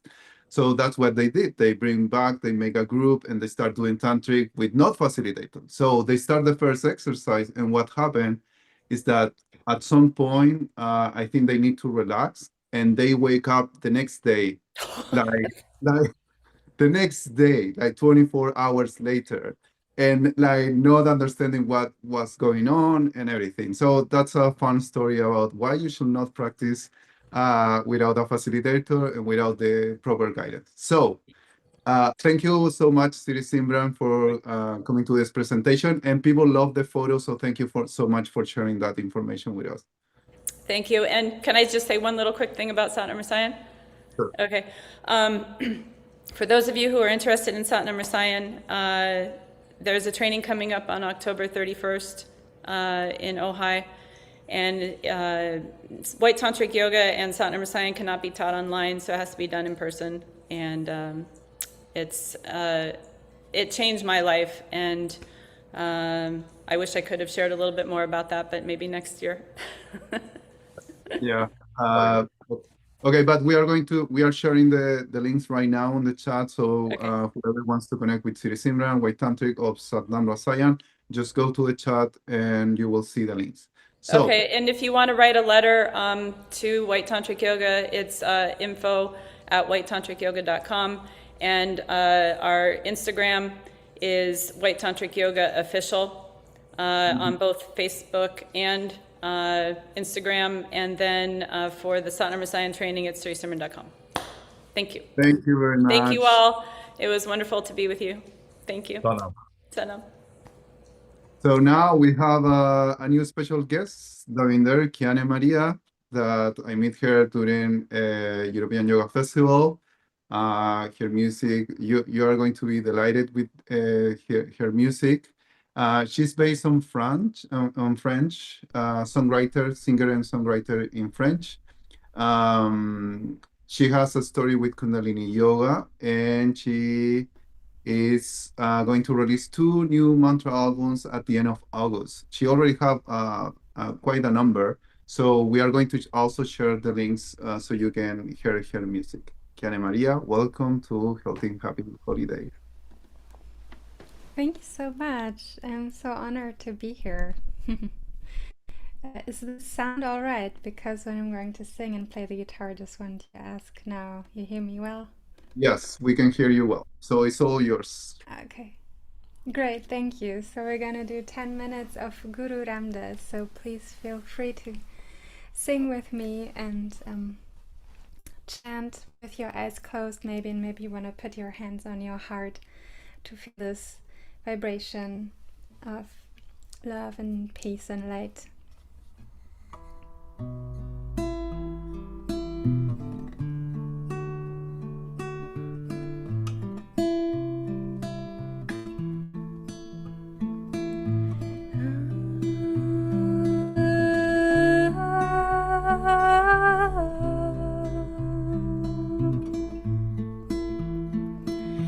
Guru, Guru, Guru,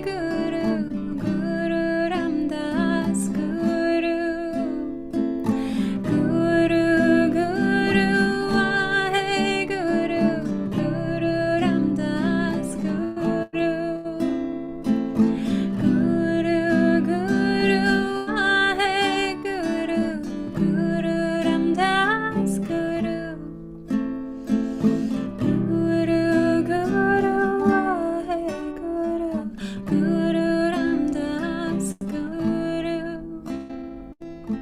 Guru Guru Waheguru, Guru Ramdas Guru, Guru Guru Waheguru, Guru Ramdas Guru, Guru Guru Waheguru, Guru Ramdas Guru,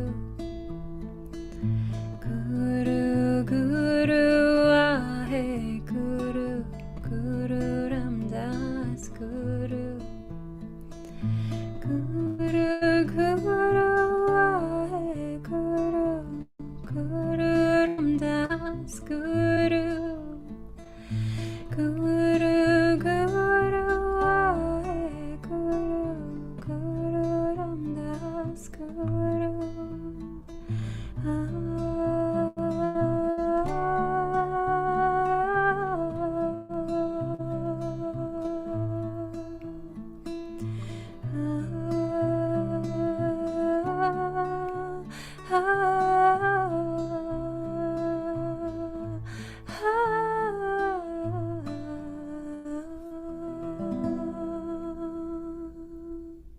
And inhale deeply. Hold the breath for a second and squeeze the energy up through the spine to your highest self. And exhale. And come back into this beautiful space. Sat Nam. Thank you so much. Satnam, I thank can. you very much, Kiana Maria. Thank you. We are sharing right now the links to your music. Kiana Maria has presence in Oh, Instagram, great. YouTube, You're sharing the links. and Amazing. yeah, Spotify and other networks. So subscribe for her music on Spotify, send her love, and thank you so much for your amazing music and from connecting from France today. Thank you so much. I'm really looking forward to sharing even more. And yeah, please reach out. I love to get to know you. And thank you for listening. Thank you. Very good. Thank you. Wonderful. Thank you. Waheguru. So, Dev Kaur Khalsa, Satnam, how are you? Satnam, I'm great. And you? Fantastic. Wonderful. Where are you? Are you in Estonia or are you in Punjab? Where are you right now? I'm in Estonia right now, preparing to go to India very soon. Fabulous, fabulous. Fantastic. Well, we're just going to pass it right over to you if that's okay. Sure. Yes, Fabulous. absolutely. Wonderful. Thank you. Thank you so much. Well, thank you for the invitation and thank you for having MPA as part of this program. I'm here to represent the school we have in India. It's called Medipidi Academy. Maybe not everybody is aware of it. It's a school that started 26 years ago by the guidance of the Sri Singh Sahib, Yogi Bayan.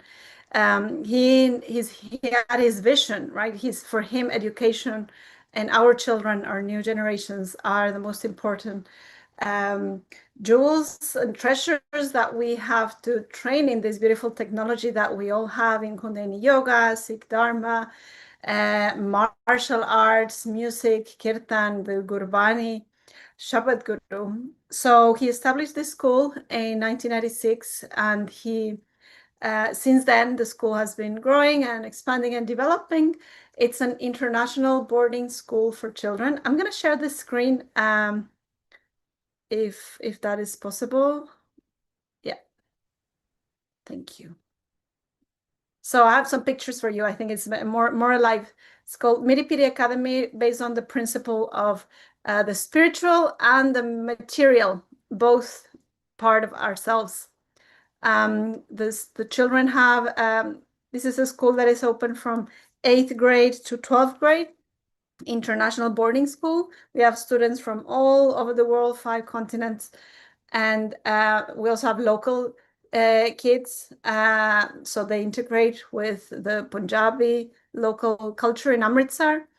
So they have both regular schooling and also they have spiritual education. You see in this picture here on the right, the children are playing kirtan in one of the gurudwaras. So kids from all over the world, they connect and they become best friends, and then they keep contact even after the school. You see the school uniform is white and blue. Some days are all white, some days are all blue. And this represents the spiritual warrior. So we also try to give them these aspects of our technology. Very important that they can have all the power and all of the strength that is given by the technology, given by Guru Gobind Singh and Kundalini Yoga. So they experience this wearing these beautiful turbans and this beautiful bana already in their school day. The school is very close to the Golden Temple in Amritsar, which if you've been there, you know how energetically charged. This is a beautiful, it's more like one of the chakras of the world. And it's the most important place for the Sikh community, the Sikh Dharma. So the students get to go there very often to do seva at the Golden Temple and to meditate, to eat langar. Just some random pictures of the school day. They have a lot of sports, a lot of course, they have their academic education, their Cambridge program, so it's internationally recognized. They also have Gatka, so they have martial arts training. And of course, they also have some fun days. There's a picture here in Holi, the celebration, big celebration in India. They also learn to meditate. I think for myself, when I see the kids as we train them, the biggest asset or tool they have is that they learn to meditate already in their young ages, in the teenage years, where we really need to control our minds and be able to learn how our minds work. So they do during their studies, the spiritual education program. They also learn Kundalini Yoga level 1 teachers training and level 2 teachers training, one per year. So they are ready with all the tools already. And the school is based on the principle of Chardi Kala, this elevated spirits. In everything we do, we have the potential to gain victory, to go beyond time and space and any crisis. So that's the spirit behind the school. This is the students doing seva. They go every Saturday, every early morning to do seva, cleaning the floors around the Golden Temple. This is a seva that Yogi Bayan used to do. He did it for 4 years. And it's a group seva, so it's a group consciousness. And we're cleaning the marble floors all around the Sarovar, all around this sacred nectar pool, which is imbued with the kirtan, the mantras.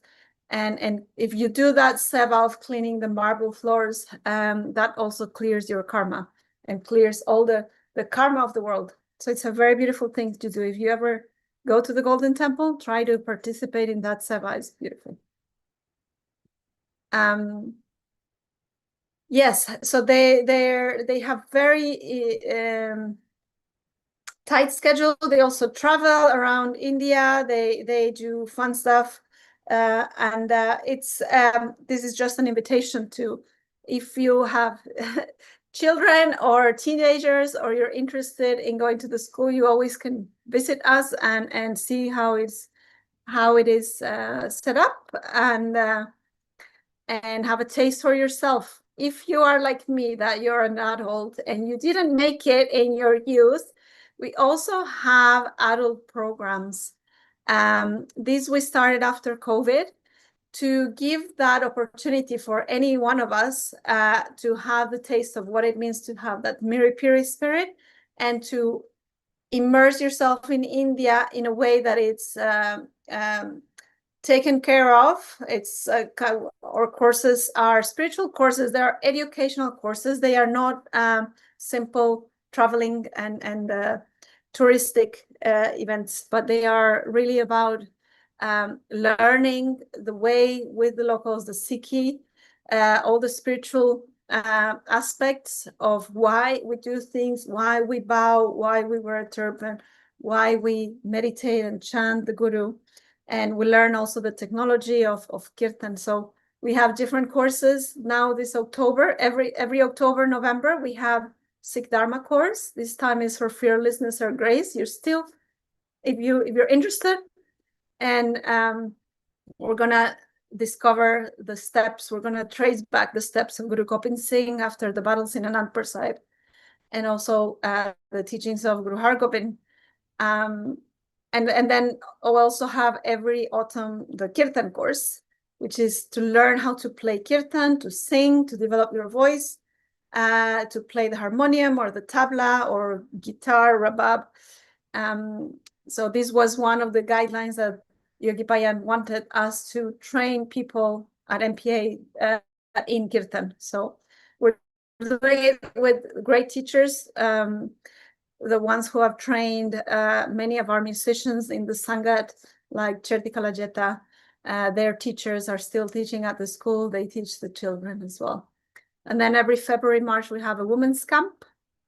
It's a time to recharge and heal and be in the company of other women. And then we have also level 2 Kundalini Yoga training. So if you're interested, you come and meditate. India, where everything started, where it's charged, it's available in the air, and we are very happy to have you in one way or another. If you're a young person or if you're an adult and you're interested in learning more about Sikhi and spirituality, then you can come and join us. If you're traveling around India, come and visit the school. You can always have lunch with us and have a tour.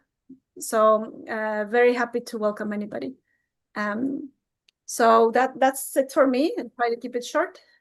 So thank you so much. And this is the website. Happy to have you there. Satnam. Thank you so much, darling. I just want to say on a personal level, I was there last year during the SDI Yatra, and the facilities at MPA is absolutely exquisite.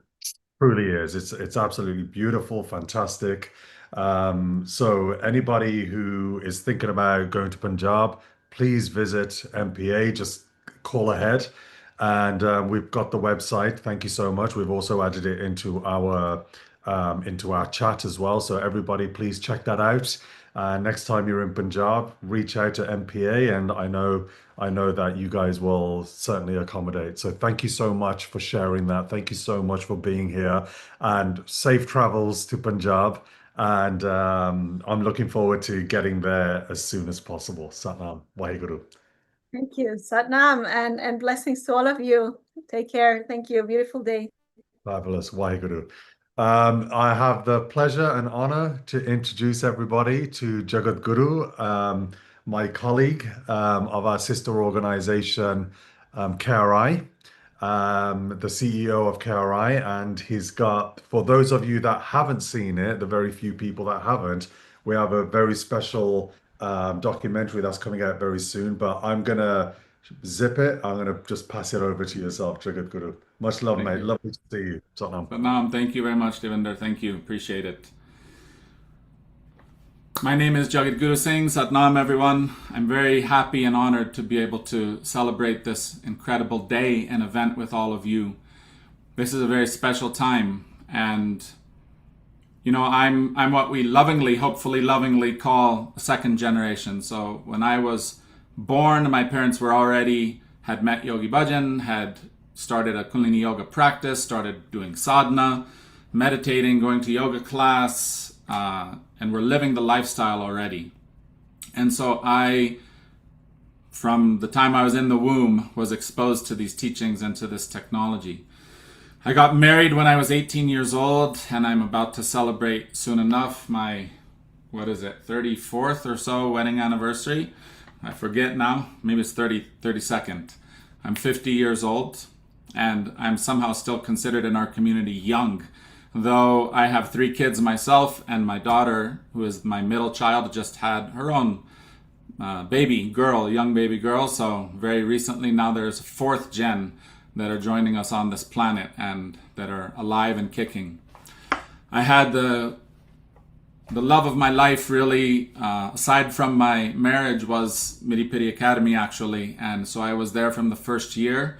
I was about 19 years old. I served there for 25 years and until COVID. And I started just teaching martial arts and bringing the level 1 training and then ultimately the level 2s and the whole spiritual life program to the school. But I was passionate about being a young person who was from this community, who kind of had been exposed to the teachings in a particular way that didn't really grab me. And I wanted to share with younger kids, you know, especially the teenagers that were in their prime there at the school, this technology.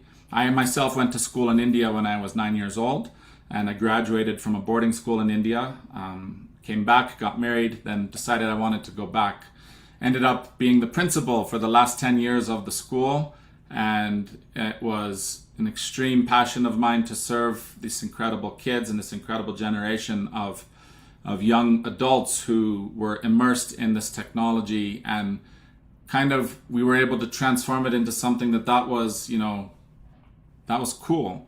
It was cool to be in a school where you could practice yoga and meditate and do sadhana and go to seva and learn kirtan and learn martial arts. And, you know, it was a far stretch from when I went to school there for sure. And so that transformation over 25 years was incredible to witness, and that was a big blessing. I've always loved Kundalini Yoga. It's changed and shaped my life from the time before I got married, when I was a, you know, rebel and partying and, you know, doing all the things you shouldn't be doing, so to speak, and trying to test the waters for myself.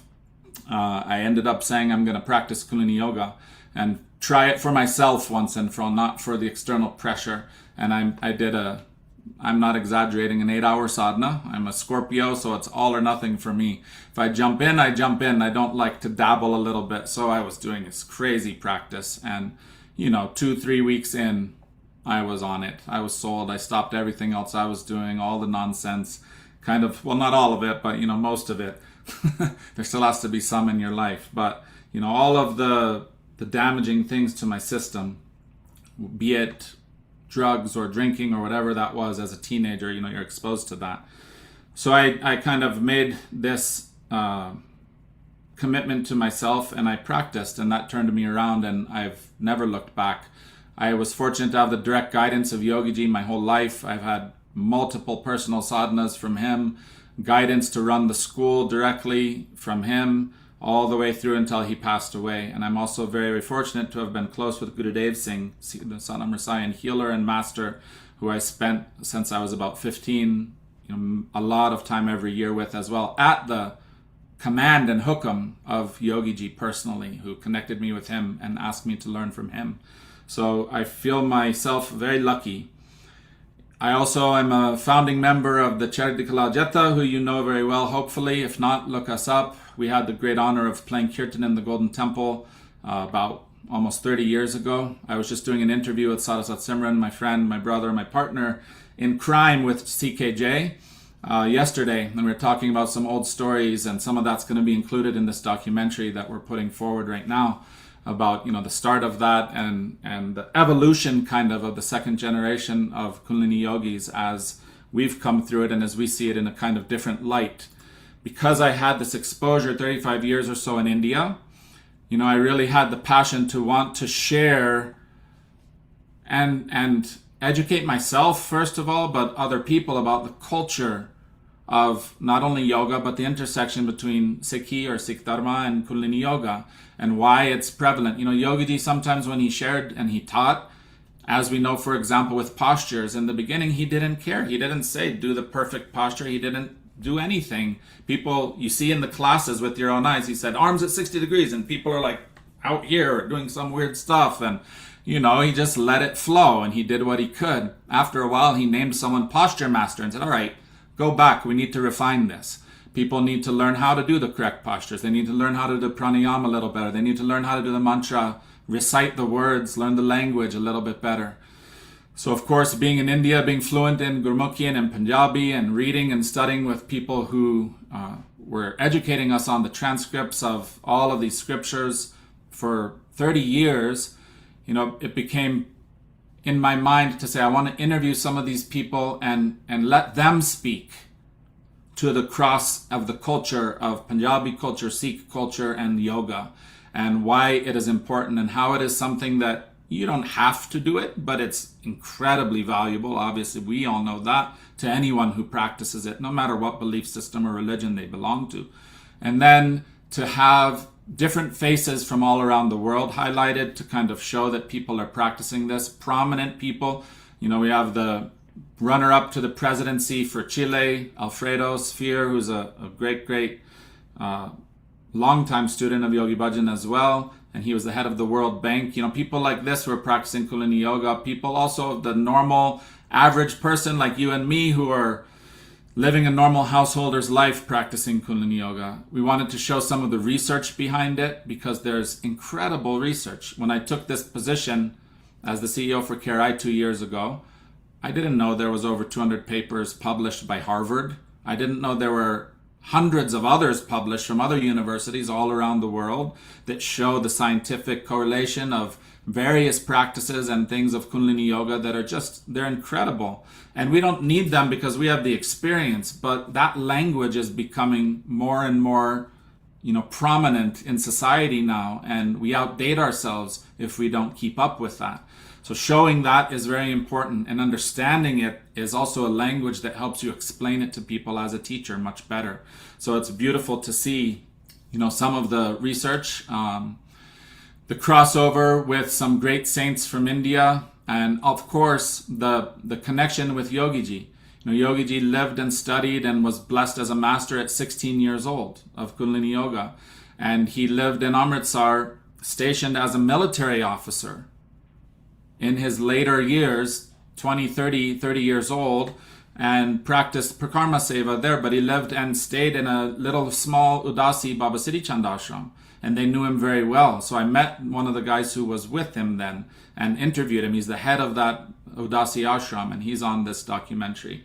Baba Nihal Singh, you know, a great Sikh leader who is a Nihang warrior class Sikh who was close with Yogiji since the beginning. I met him, there's a picture of me with him when I was about 8 years old, being blessed by him here in New Mexico in Espanola. He came and Yogiji had him talk to all of the young adults and inspire us and connect with us. So he's on there talking about his connection and what he felt the work of, you know, Kundalini Yoga and Yogiji was as he spread it out over the years.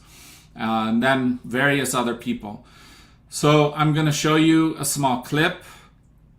First one is something you haven't seen, which is just 6 minutes, and it's about like it's some of the visuals. This isn't perfect, this isn't cut, this isn't a trailer, this is just raw footage to kind of get a feel of some of the stuff we're looking at and some of the people talking.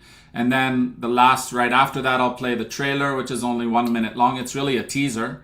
We have a professional trailer coming out later in September, and the film is due to be released end of September, hopefully. At least it will be finished by then, and we're going to plan on how we release that. But it is a positive portrayal of these teachings, of Sikh Dharma and Kundalini Yoga connected, of many people practicing and changing their lives with it, of the scientific research, and of our relationship with Sri Singh Sahib, with Yogiji. So it's a counter to certainly at least the narrative of some negative films that have been released recently that, you know, kind of give one very small window of a picture, if that. And a positive thing that I felt about this one is there's no one, not even one word negative spoken about anyone in this film. It's about positivity and sharing who we are and what our energy is and what our connection is. So I hope you appreciate it. Let me show you briefly these two pieces, and then I will just close for 1 minute when I'm done. Give me 1 sec. Okay, here we go.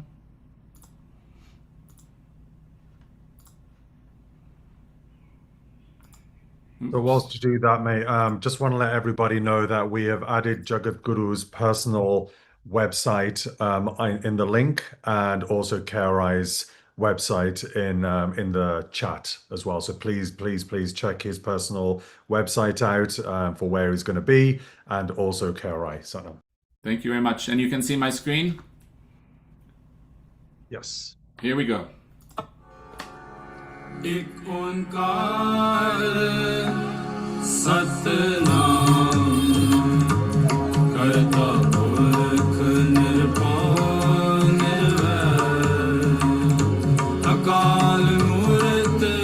ਅਜੂਨੀ ਸੈਭੰਗ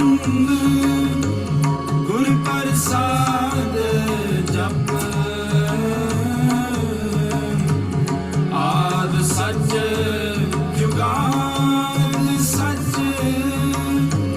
ਹੈ ਵੀ ਸੱਚ ਨਾਨਕ ਹੋਸੀ ਵੀ ਸੱਚ ਇੱਕ ਓੰਕਾਰ ਸਤਿਨਾਮ ਕਰਤਾ ਪੁਰਖ ਨਿਰਭਉ ਨਿਰਵੈਰ ਅਕਾਲ ਮੂਰਤ ਅਜੂਨੀ ਸੈਭੰਗ ਗੁਰ ਪ੍ਰਸਾਦ ਜਪ ਆਦ ਸੱਚ ਜੁਗਾਦ ਸੱਚ ਹੈ ਵੀ ਸੱਚ ਨਾਨਕ ਹੋਸੀ ਵੀ ਸੱਚ ਇੱਕ ਓੰਕਾਰ ਸਤਿਨਾਮ ਕਰਤਾ ਪੁਰਖ ਨਿਰਭਉ ਨਿਰਵੈਰ ਅਕਾਲ ਮੂਰਤ ਅਜੂਨੀ ਸੈਭੰਗ ਗੁਰ ਪ੍ਰਸਾਦ ਜਪ ਆਦ ਸੱਚ ਜੁਗਾਦ ਸੱਚ ਹੈ ਵੀ ਸੱਚ ਨਾਨਕ ਹੋਸੀ ਵੀ ਸੱਚ ਇੱਕ ਓੰਕਾਰ ਸਤਿਨਾਮ ਕਰਤਾ ਪੁਰਖ ਨਿਰਭਉ ਨਿਰਵੈਰ ਅਕਾਲ ਮੂਰਤ ਅਜੂਨੀ ਸੈਭੰਗ ਗੁਰ ਪ੍ਰਸਾਦ ਜਪ ਆਦ ਸੱਚ ਜੁਗਾਦ ਸੱਚ ਹੈ ਵੀ ਸੱਚ ਨਾਨਕ ਹੋਸੀ ਵੀ ਸੱਚ ਇੱਕ ਓੰਕਾਰ ਸਤਿਨਾਮ ਕਰਤਾ ਪੁਰਖ ਨਿਰਭਉ ਨਿਰਵੈਰ ਅਕਾਲ ਮੂਰਤ ਅਜੂਨੀ ਸੈਭੰਗ ਗੁਰ ਪ੍ਰਸਾਦ ਜਪ ਆਦ ਸੱਚ ਜੁਗਾਦ ਸੱਚ ਹੈ ਵੀ ਸੱਚ ਨਾਨਕ ਹੋਸੀ ਵੀ ਸੱਚ। बाबा शिवचंद जी महाराज को योगियों ने पूछा था कि आपने किन्हें गुरु धारण किया, आपने आपको ये योग कहाँ से प्राप्त हुआ है? और आप ने किससे ये जाना, ये परम विद्या जो है आपको कैसे प्राप्त हुई, तो इसलिए ये बच्चा हमें बतलाओ। तो बाबा शिवचंद जी महाराज ने कहा कि मेरे जो गुरु थे गुरु नानक देव जी, उन्होंने मेरे को ये प्रेरणा दी, इसी मार्ग पर उन्होंने मुझे चलाया। उन्हीं की प्रेरणा से मैं योग युक्त होकर के जन्म मरण के चक्र से मुक्त होकर के जीवों के कल्याण के लिए इस संसार के बीच में विचरण करता हूँ। वो योग विद्या उनसे मुझे प्राप्त हुई। Even if I would do all the postures right, all the mantras right, all the mudras right, he said, Alfredo, it's not going to make you a yogi. So again, you know, this jump into wisdom, you know, to be a yogi is something else. It requires that you can capture a space that nobody else can capture easily.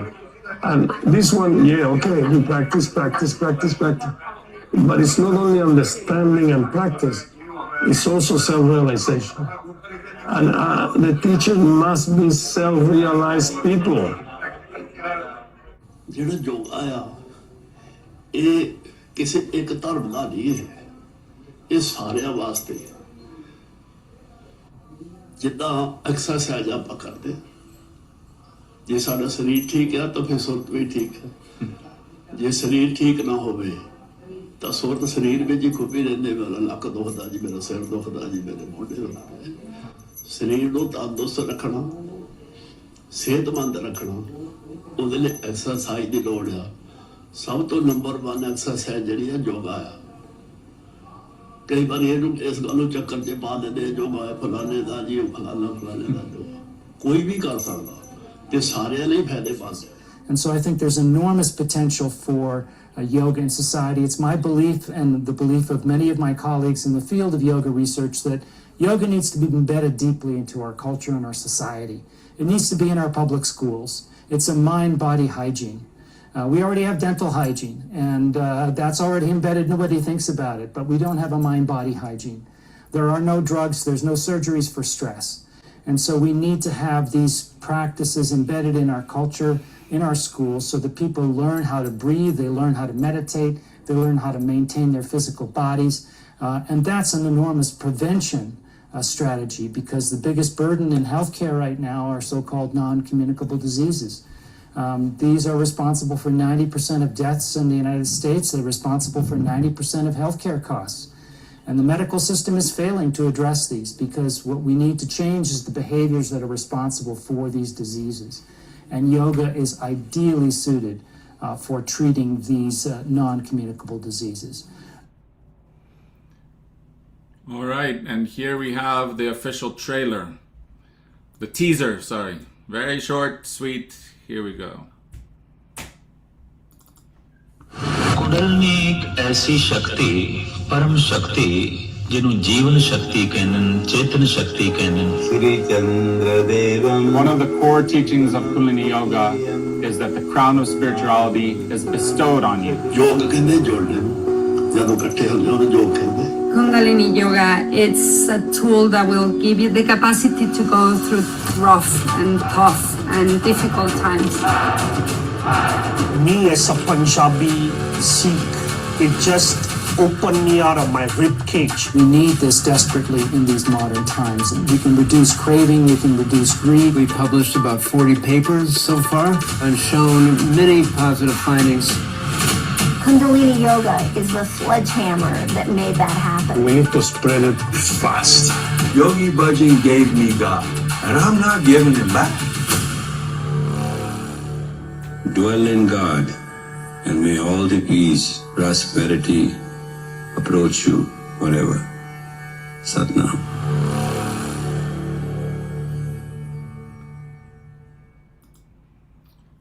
Vaheguru, there you have it. That is the project that is underway, and I hope to see it released in September. There's been a lot of support, a lot of people from around the world who have participated, of course, and who have shared and given their time, their energy, their interviews, their even money, donating to this simple, humble film.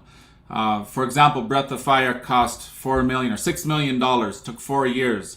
This will cost $100,000, and it will take less than 1 year about in its full completion. So it's a humble effort, and we have people even embedded in Hollywood who are incredible producers and in their field, students of our own community, of teachers that are prominent there, who are sharing and offering their time to edit it and to give us what we couldn't pay for, no way, for free, because they love Kundalini Yoga and their lives have been changed by it.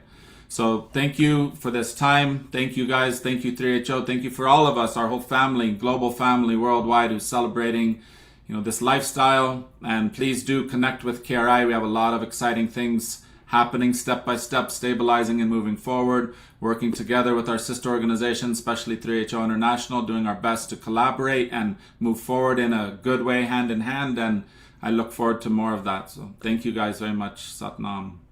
Satnam, Jagadguru. People is asking how they can contribute to the documental. So we share the link in there. So anyone that wants to help, just connect through the official page. Absolutely. Thank you very much, Jagadguru, for coming and presenting this important information for the community. And just before you go, Jagadguru mentioned that 3HO International and KRI are partnering up with a couple of things. I just want to let everybody know, we can't deep dive into it, but we both sister organizations have some exciting partnership that's going to be taking place in the next handful of months.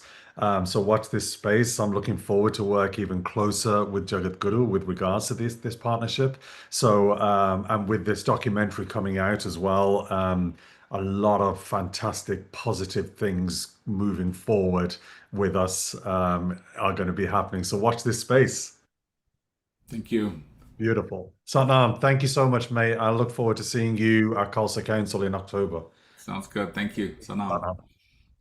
Okay, so talking about our fellow colleagues, we have the wonderful CEO of the 3HO Europe, again, my colleague, CEO Shakti Kaul from 3HO Europe. You guys have just finished your European festival that Rising was at as well. Apologies I couldn't make it, but passing it over to you. Thank you so much for joining us, darling. Thank you, Satnam. It's a pleasure to be here. Tough act to follow. That trailer is really inspiring, even that 6 minutes. Inspiring story of where we came from, but also the potential of where we go. And our path forward is together through collaborations, through partnerships, through coming together. I'm just recently back from France, where we have the annual, one of our big events, the European Yoga Festival. And the feedback comes in. We had about 1,000 people there this year, and 100 children, 900 adults, 200 people doing seva to bring the event to life, a number of musicians. But it's easy to forget how important that time together is as Sangat, that time together in and of itself is healing. We need each other. We need these teachings, we need this technology as teachers. I'm not sure how many teachers are on this call, but we need to share the technology. And I think some of the sister organizations are working on different ways to collaborate and independently to get these teachings out, working with institutions, with hospitals, with prisons, with community organizations. But a lot of work is happening in Europe, and while our mission is the same as 3HO International, Europe is a hub of activity. And to use the words of ChatGPT, Europe punches above its weight.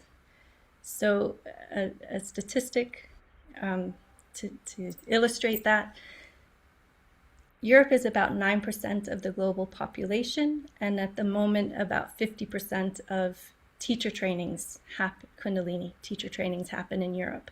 There's a lot of activity here. So just on that alone, if you've not been to the festival or come to any of our events, I encourage you to come visit. There's a lot of work happening, people teaching in interesting places, but that the importance of coming together is not to be underestimated. I do have a little presentation for you. Let's see. You should be able to see it now. No. No sharing? No, it just did share and then it just popped off again. Oh. Try sharing again. I'll try. Hold on. I might not be able to do full screen. Second time a charm. Yep, now it's working. So our mission to share the technology of Kundalini Yoga and teach Sikh Dharma, same as 3HO International, but with an emphasis in Europe. We're about to have, the festival is about to have its 50th anniversary, but back in the early 70s, a couple of Americans, probably Senpai Yogi Bhajan, landed in Amsterdam and built an ashram. And then came the Golden Temple restaurants, which then expanded from Amsterdam to London, Hamburg, I believe, and maybe Scandinavia. Then came the teacher trainings, and quite quickly, the Kundalini Yoga and Sikh Dharma took root in Europe, and then Yogi Tea too. So some of these guys who were painting the walls of the first ashram in Amsterdam in 1973 also started packing little bags of Yogi Tea spices and selling them, and that was the roots of Yogi Tea. Eventually became the big company you know today, and now it's a hub for Kundalini Yoga worldwide. This is an estimate, but about 750,000 people practicing Kundalini Yoga in Europe. There are not just the European Yoga Festival, but 10 regional festivals. So UK, Germany, Poland, Spain, Switzerland. There are yoga festivals all over Europe. The big one with White Tantric, and more of a global audience happens in France the first week of August each year.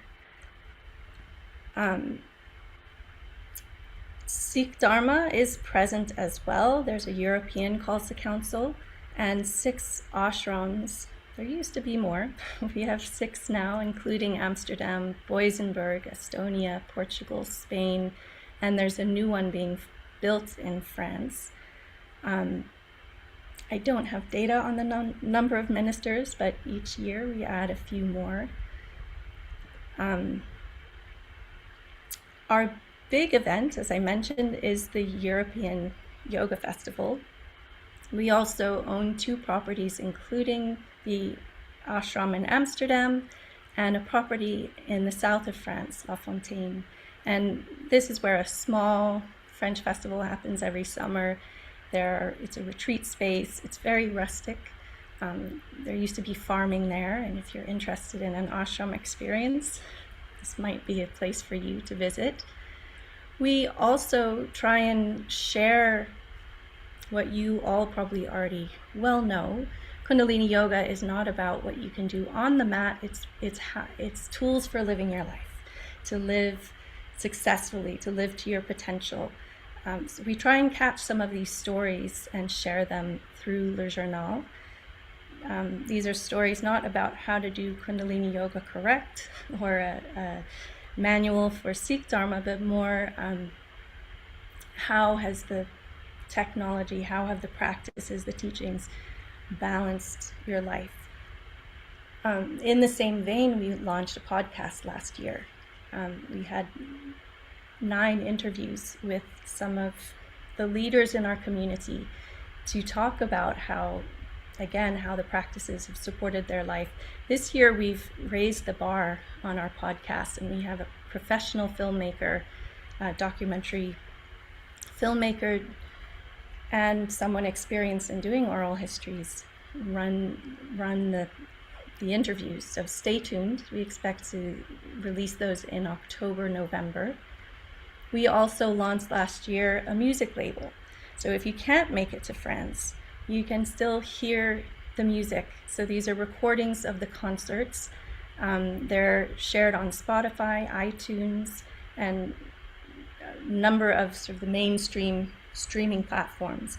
And it's quite extraordinary to me, who's been working on this project for a couple of years, that just listening to this music can take you to the festival, and you get some of that collective Sangha experience. And then we have the occasional online event, most notably our New Year event.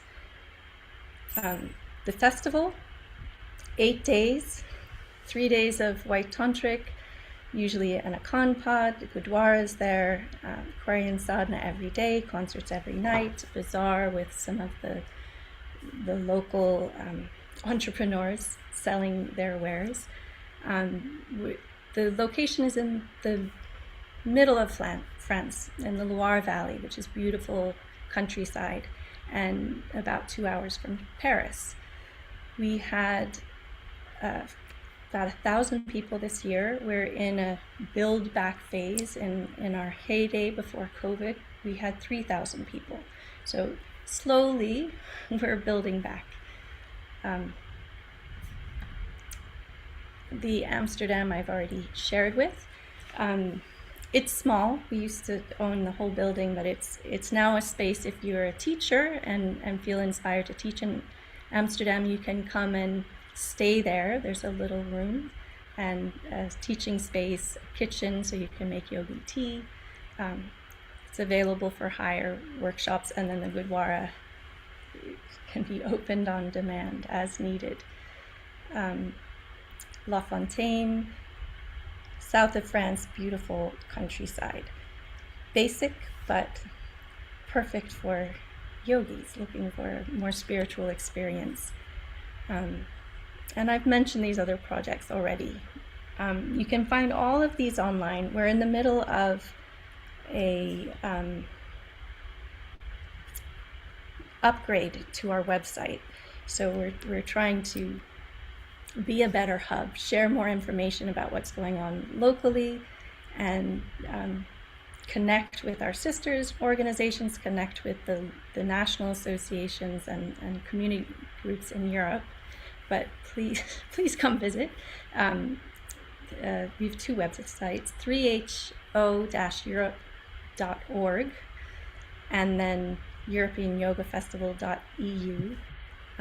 If you're thinking about coming to the festival, our pre-sales for 2027 are up, and you get an extra discount if you pay a deposit now. And if you do that before the end of August, you are up for a couple of prizes, including a free pass, a free bed, unlimited yogi tea, and a couple of other things. So please come visit us. We'd love to connect with all of you. Yes, and I'm happy to answer any questions, Satnam. And we have shared the pre-sale link in the chat. So please click on that, have a look at it, go to the European Festival. It's absolutely fantastic. It's got such a homely family vibe to it. I'm looking forward to getting there next year as well. So really appreciate that, Sashakti Gill. Absolute pleasure to have you. Thank you so much for joining us. Right on. And so next we have a quick video from my SDI colleague, the CEO of Sikh Dharma International. And could we get that video up, please? This is Prem Kaur from Europe. Everybody, welcome to Happy, Healthy and Holy Day. I'm Prem Kaur. I'm the CEO and Secretary General of Sikh Dharma. I am currently at the European Yoga Festival with the whole Sangat and really enjoying my stay here. That makes me think of 3HO International, and I know you're celebrating this day today. And I wanted to share with you what we're doing at Sikh Dharma. We will have a wonderful trip to India. It's the Guru Ramdas Guru Prasad Yatra. Look for our information on our webpage. You can join us from October 21st through November 3rd. It's going to be a life-changing, once-in-a-lifetime experience. We'll be at the Golden Temple preparing the langar for the Lord of Miracles, Shri Guru Ramdas Ji's birthday. That is something not to be missed. If you want to join Sangat, if you want to know people from our worldwide community, if you want to be in the vibration of our teachings and technology as transmitted by the Siri Singh Sahib and Pantaratan BBG, come and join us and get to know the Sri Guru Granth Sahib in person at the Golden Temple. Enjoy your day, and thank you so much for inviting me. Sanam. Waheguru. Fabulous. Okay. So next we have we want to introduce you to Danjot Kaur, who is our IKYTA manager. She's been traveling, she's been working with a lot of people across the world. Went to EYF as well, to the European Festival, just got back safe and sound. And yeah, Danjo Kaur, take it away. An important thing, she's from Colombia. So she's Oh, yeah. connecting from Colombia to the world. So yes, welcome, Danjot. Thank you, Satnam, everyone. It's a pleasure for me to be here with you, with the spirits of honoring and celebrating our Yogin Bhajan's legacy and teachings. And I come with some great news to share with you, and I will share my screen for that. Please maybe let me know when you can see it. Yeah, we can see. Okay, thank you. So today, with this motivation for celebration on a healthy, happy holiday, I'm sharing with you, first of all, the mandate and the foundation of our purpose in ICTA. As Yogi Bhajan said almost 30 years ago, we are a global community, and with this association, we will cover, honor, and serve all teachers around the world. So he also said, around the name of us, that ICTA is means oneness, and Ta for transformation. So that's to keep in mind, because we say it in so many times, but in so many ways, and let's try to focus on ICTA.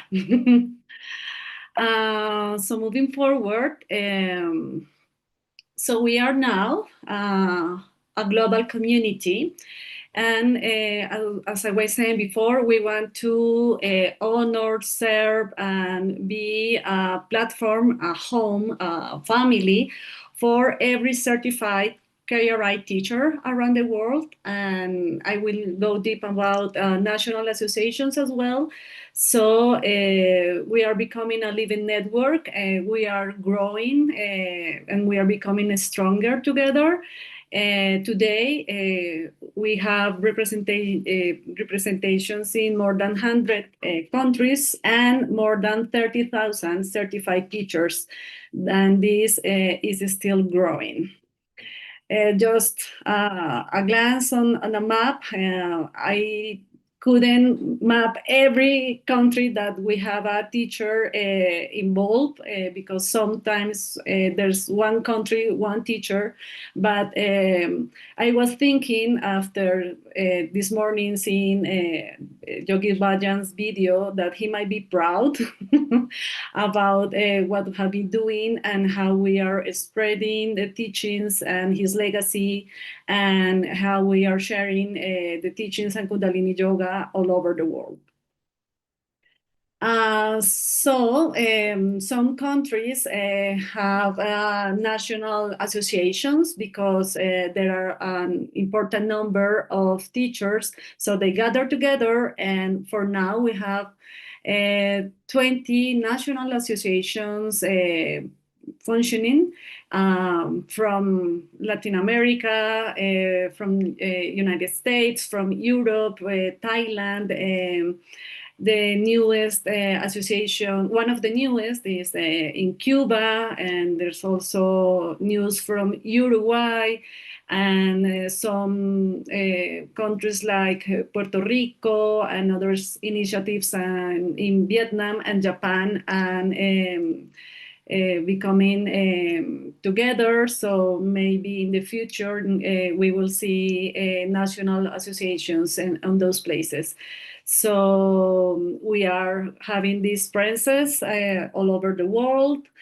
And just to spotlight what's happening in Cuba, I think for all of us is an awareness of how difficult can be the situation for them, how they struggle with low resources, but with a lot of heart.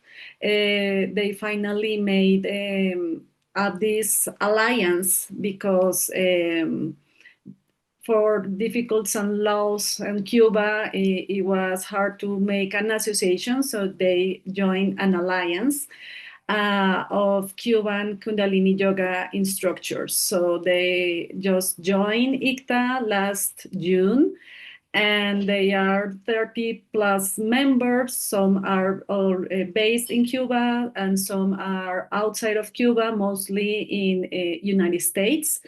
And they also host annual retreat called Faro de Luz. This is a community that is building for the last 15 years. And they have presence in La Habana, Matanzas, Cienfuegos, and in the coming months, they will be taking the Kundalini Yoga and post-stress traumatic stress disorder course guided by Guru Fatah Singh. So we are very proud of this effort of and the guidance also that for elders and mentors from different parts of America, especially, we're holding to this community, and now we can see this kind of results. As we were saying before, we had the opportunity of being part of the European Festival a couple of weeks ago.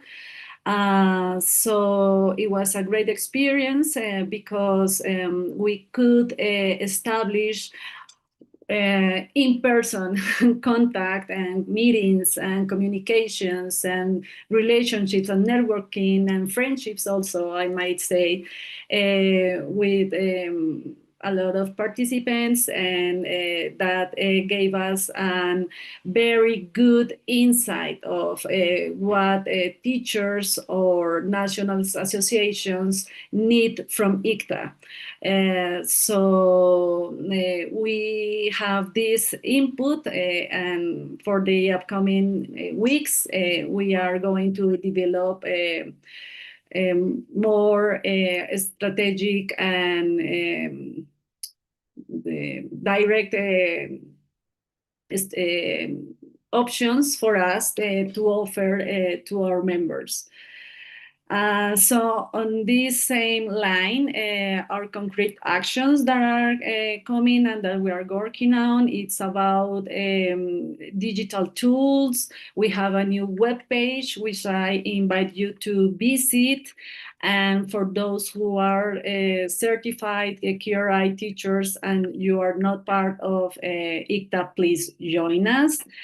And we are working also in a template for national associations. We also delivering marketing support and education to our teachers. We are developing connections on communication and different ways of contact among teachers. And we also can offer you about visibility and recognition through our International Directory of Teachers. And we are reshaping ICTA from this year now, and we are basing all these activities, actions, ideas, and plans on 4 pillars that are sustaining us and also the community. And it's for us very important to serve teachers to be found, to be recognized, to stay connected, and to continue growing. So you can find more of this information on our website. And of course, if you experience our memberships, and you will also have a better understanding of what we are offering for you. And for now, and this is not the only thing, but we are from here growing on support teachers, as I was saying, with the access to the directory, with the professional recognition, with letting you know about continuing education with trainings, with a new teacher profile that we have updated, so where you can be found easily for your students, when you can talk about your schedules, the places you teach, the specialties you have, what type of classes you offer, hybrid, online, in person, what kind of students do you receive in your studio. So it will be easy to narrow down and people find you on all these characteristics. So just to remember that we consider our members as a family, and we are expanding. We are based on these 4 pillars that I mentioned before, and if you check the QR code, you can go to the link to join us and be part of this family.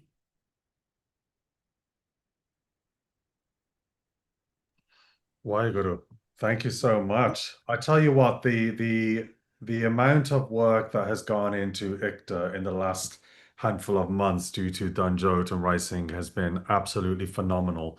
I don't know whether you guys have noticed. I mean, can everybody give us a thumbs up or a heart if you've joined ICTA recently? Because honestly, with the membership program that we have on 3HO and ICTA as well together, you get a lot more for, in comparison to what has been going on for many years as well with ICTA. So there's a lot of energy being poured into it, to the point where ICTA will be going to the east as well. So I'll be traveling, ICTA and 3HO will be traveling to Taiwan, Bali, Malaysia, Vietnam, Thailand, Philippines at the end of this year, to basically spread the word. So there's a lot of work that's going on behind the scenes. So join ICTA. It'll be fantastic to see you guys. And there's a lot of energy going in. So thank you so much, Danjot Kaur. It's an absolute pleasure to see you, darling. Rising, anything? You good? Thank you, Danjot, for all your work. We work together on a daily basis. That's what it is. So we have some inside jokes. I have the pleasure of bringing in Onkar Kaur. We're going to be I can't even say it anymore. What's wrong with me? So we're going to be going through the timeline of 3HO, and Onkar Kaur, take it away. Welcome, Onkar. Yeah. Salam, everybody. Glad to be here. So, just by way of introduction, I've been part of this community since I met Yogi Bhajan in 1969. I was 5 years old. And so I've had the blessing of living in this healthy, happy, holy lifestyle now for almost 60 years. And so I've also had the pleasure of doing some research and scouring through our all of our publications to put together our magnificent historical timeline. I put in a request to share my screen, which I don't know if I've got it yet. Sharing is not turned on. So, all right, great. Here it is.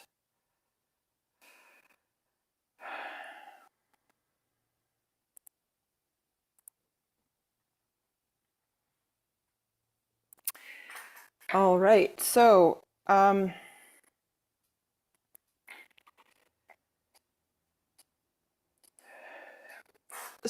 of course we're all here to share and celebrate with gratitude. our wonderful, healthy, happy, holy lifestyle and our wonderful teacher's birthday. He wanted us to celebrate the teachings and not him as a personality. So today we honor both him and our teachings. There's so much to be grateful for our lifestyle and our community. And we've accomplished huge amounts over the last 57 years. Of course, most of it began with him. Growing up in the Dharma, I saw how he operated, how he was always working to uplift others constantly. He was such a positive force, serving everyone he met, and he didn't just wait to meet people. He constantly set up meetings, classes, events, any opportunity to connect with and serve people from all walks of life, all religions, all cultures, all races, all professions, all ages, all political parties. He was a tireless powerhouse.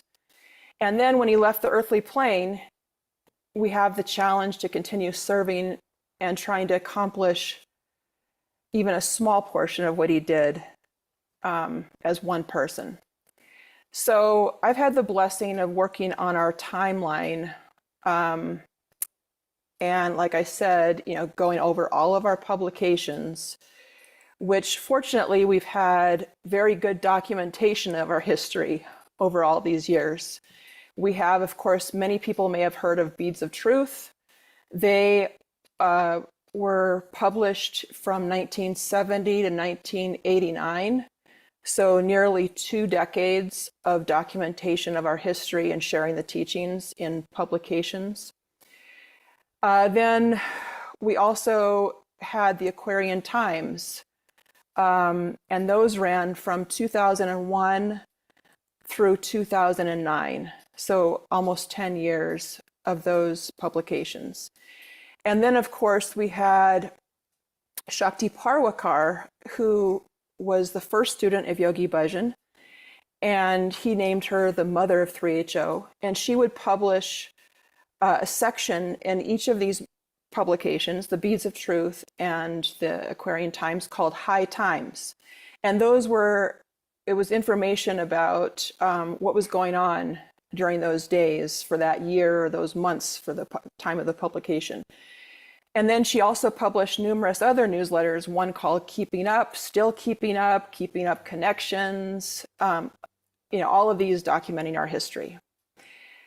And so today I'm going to share with you some highlights from this. Now you can go to the 3HO website, and if you go to About Us, you will find the 3HO historical timeline. And this is what you will see. And you can choose by year, or you can just scroll through and see the years as they go by. So we're going to start, of course, in the beginning. And so in 1968, in September, is when Yogi Bhajan actually arrived to the West. He arrived in Canada with a letter from Sir James George, the Canadian High Commissioner in India, who had been a student of his to teach yoga at a university there. When he arrived, not only was his luggage lost, he also found out that the university professor who had hired him had just died. So he was in a foreign country, no luggage, no job, $35 in his pocket, and the clothes on his back.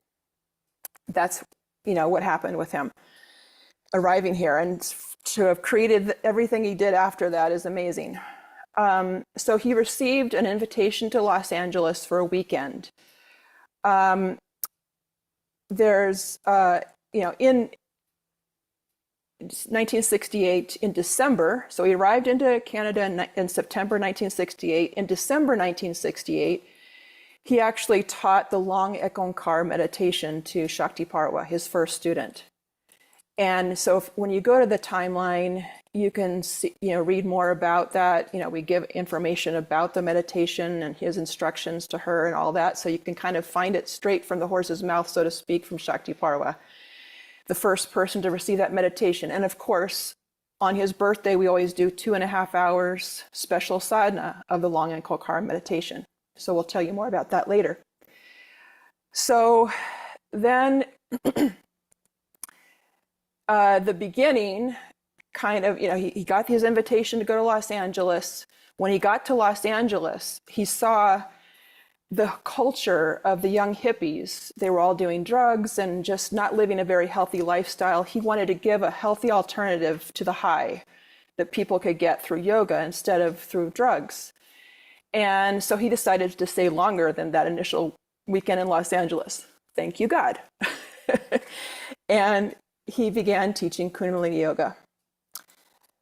So, in the 1969, it was really about, early classes that were happening,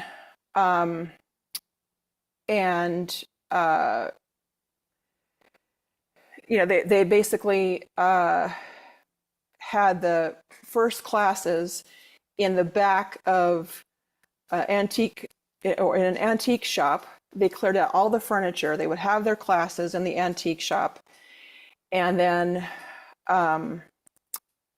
they would put all the furniture back after their class. So his first class he taught was January 5th, 1969, in this antique shop. And there's a couple pictures here on the timeline of it.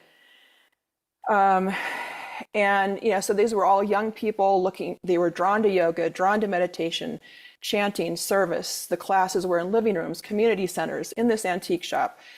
And then eventually 3HO, same year, in 1969, 3HO incorporated into a nonprofit. And the first Guru Ram Das ashram was established in the back of that antique shop. So lots happening every decade. There was lots happening. And of course, 1969 was just a couple years when a lot happened. Then we go forward to the 1970s, and it's kind of establishing the healthy, happy, holy lifestyle. So Yogi Bhajan continued teaching at all kinds of events. The Holy Man, there was a first Holy Man jam. All the holy men of those times came together and were teaching the young students. So this was, kind of a feeling of the times you get through seeing the pictures. And then, of course, everyone was living in, we established ashrams in the US, Canada, Europe, where students started doing their daily sadhana, yoga, chanting, working together, living together, serving together. And through that process, people became interested in becoming Sikhs. So we had the first two Sikhs take Sikh vows in 1970. And this one here is our good friend, Livtar Singh. So, so people started becoming more and more interested in the Sikh lifestyle. The community came together and started building businesses together. So some of the businesses they created were the Golden Temple Conscious Cookeries in the 70s. And there were, conscious cookeries in Europe. There were ones in New Mexico, in Washington, D.C. And we had one in Denver, Colorado. They had different names. Some of them were Nanak's Conscious Cookery, Hanuman Conscious Cookery, Golden Temple Conscious Cookery. I actually worked on one as a 9-year-old in Denver called Hanuman Conscious Cookery. And so, as a way to make money together and serve people. Another business that came about in 1973 was the Sunshine Brass Bed Factory in Los Angeles. And that was another way. So we were kind of gathering together as a community, working together as well as practicing these teachings together. Then, of course, in 1970, our first summer solstice. So, we've had annual summer solstices now for 57 years in person, except for during the COVID years. And the first one, what was inspired, how our solstices were inspired were a gathering of the tribes, a bunch of hippies that got together to have an spiritual experience together. And this one right here with the arrow, that's Yogi Bhajan with all those people around him. Then we've got, the first one, and this whole series goes through all of our summer solstices for 57 years. we're still in the process of adding this information. We've got most of them in here, but stay tuned for more because it's a big project gathering all this stuff together. So at the same time, in these 1970s, from the very beginning, Yogi Bhajan started teaching about the grace of God, women in the grace of God movement, how women, should live in their excellence. During the 1960s and 70s, there was a common vernacular in the US counterculture, which was calling women chicks. And Yogi Bhajan often said, women are not chicks, they're eagles. And he really put so much of his energy into teachings for women and teaching women to find their strength, find their nobility, find their grace, and to live in this way that oftentimes society does not support. And so the first Grace of God movement was, or the first, event for Grace of God established was in September 22nd, 1970. Then in 1971, there was the first Grace of God March in Los Angeles. In Washington, D.C. in 1972, there was a Grace of God March. Again, in Los Angeles, there was one in 1976. And this was all the precursor to the women's camp in 1976. It was initially 8 weeks long, then it became 6 weeks. You can still purchase those Khalsa Women Training Camp notes from Yogi Bhajan's lectures where he lectured every day. He taught Kundalini Yoga for women every day. The women got together, they learned Gurbani Kirtan, they ate together, they sang together, they, went on outings and did fun things together, learned Gurmukhi, learned the teachings in general. And you can also access these women's notes from his lectures, of course, on the Library of Teachings, which and then from then, so this is going, these are all the years of Khalsa Women's Training Camp that we have on our timeline.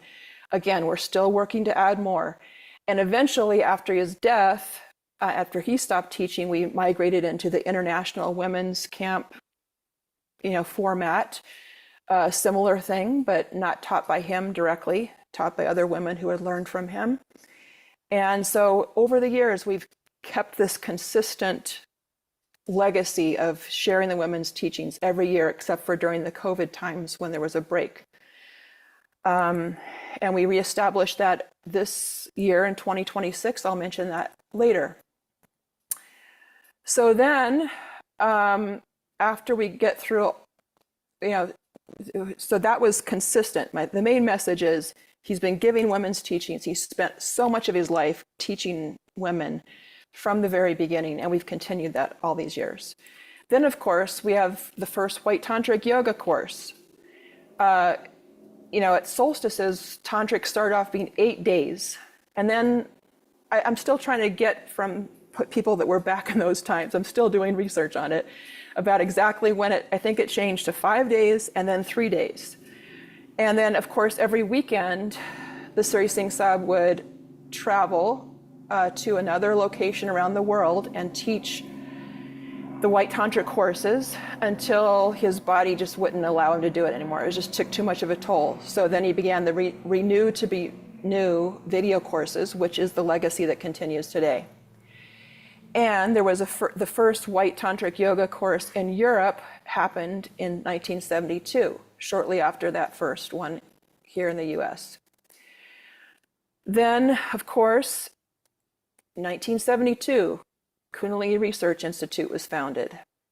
So that is a legacy that we all know has continued for 50 plus years. Super Health, we mentioned, the wonderful Muktakar shared with us about Super Health today and the beginnings of that. In 1973, the New Mexico governor honored 3HO for combating drug abuse. Interfaith,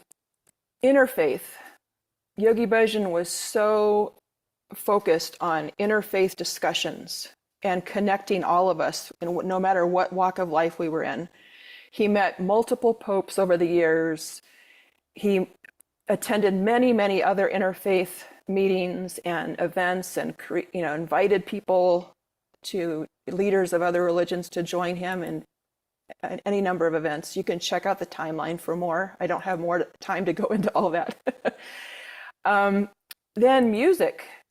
The Khalsa String Band, the first recorded album of the Khalsa String Band was in 1973. They traveled around the US. Maybe they traveled in Europe. Don't have that information right now yet. And so much music came through in our history, as you've seen from many people today, that, the ones that have already gone and the others will have later today. Just beautiful, beautiful, inspiring, uplifting music. So we'll continue to add that history to the timeline, but that could be a whole presentation in itself. Now, the first Healthy, Happy, Holy Day, some people think we just started celebrating Yogi Bhajan's birthday. The earliest one I can find was from 1974. And so that's on the timeline here. You can read more about that. Then the first European Yoga Festival happened in 1977 in Europe. And as Sat Shakti said today, they're almost having their 50th anniversary. So that's been another consistent long-term thing. Healing arts. We're still collecting more on all of that. Satnam Rasayan. I've got the School of Satnam Rasayan was established later in 1992, but that's just an example of, the wonderful healing teachings that we've established over the years. The Sri Singh Sahib taught chiropractors in meetings, sharing with them teachers for their healing modalities. So then we've got, if we move on into the 1980s, Akal Security was founded. That turned into a very large business. Then the peace efforts that Yogi Bhajan did, for pretty much the whole time, he when he came to the West, he promoted peace. So this is a Peace Sunday in Los Angeles, where he's meeting with various peace leaders of the times. There was a Meetings of the Way at Stanford University, where spiritual leaders met to discuss the issue of nuclear disarmament. There was an anti-nuclear march that we participated in 1982. And then, of course, we have the first annual Peace Prayer Day, which was in 1986. And that, led to, now we are more than 40 years of celebrating Peace Prayer Day. And at the end of these posts with a timeline, you can actually click on Peace Prayer Day, for example, and you can just scroll through all the Peace Prayer Days that we have. And we're still working on adding those. Also in the 1980s, SeekNet. It was the beginning of SeekNet in a very rudimentary way in 1983. We continued to expand across the world. It was an ongoing thing of expanding, worldwide with these teachings. A 3HO ashram was started in South Africa. Books. The 3HO has hundreds of books that we've published on the teachings.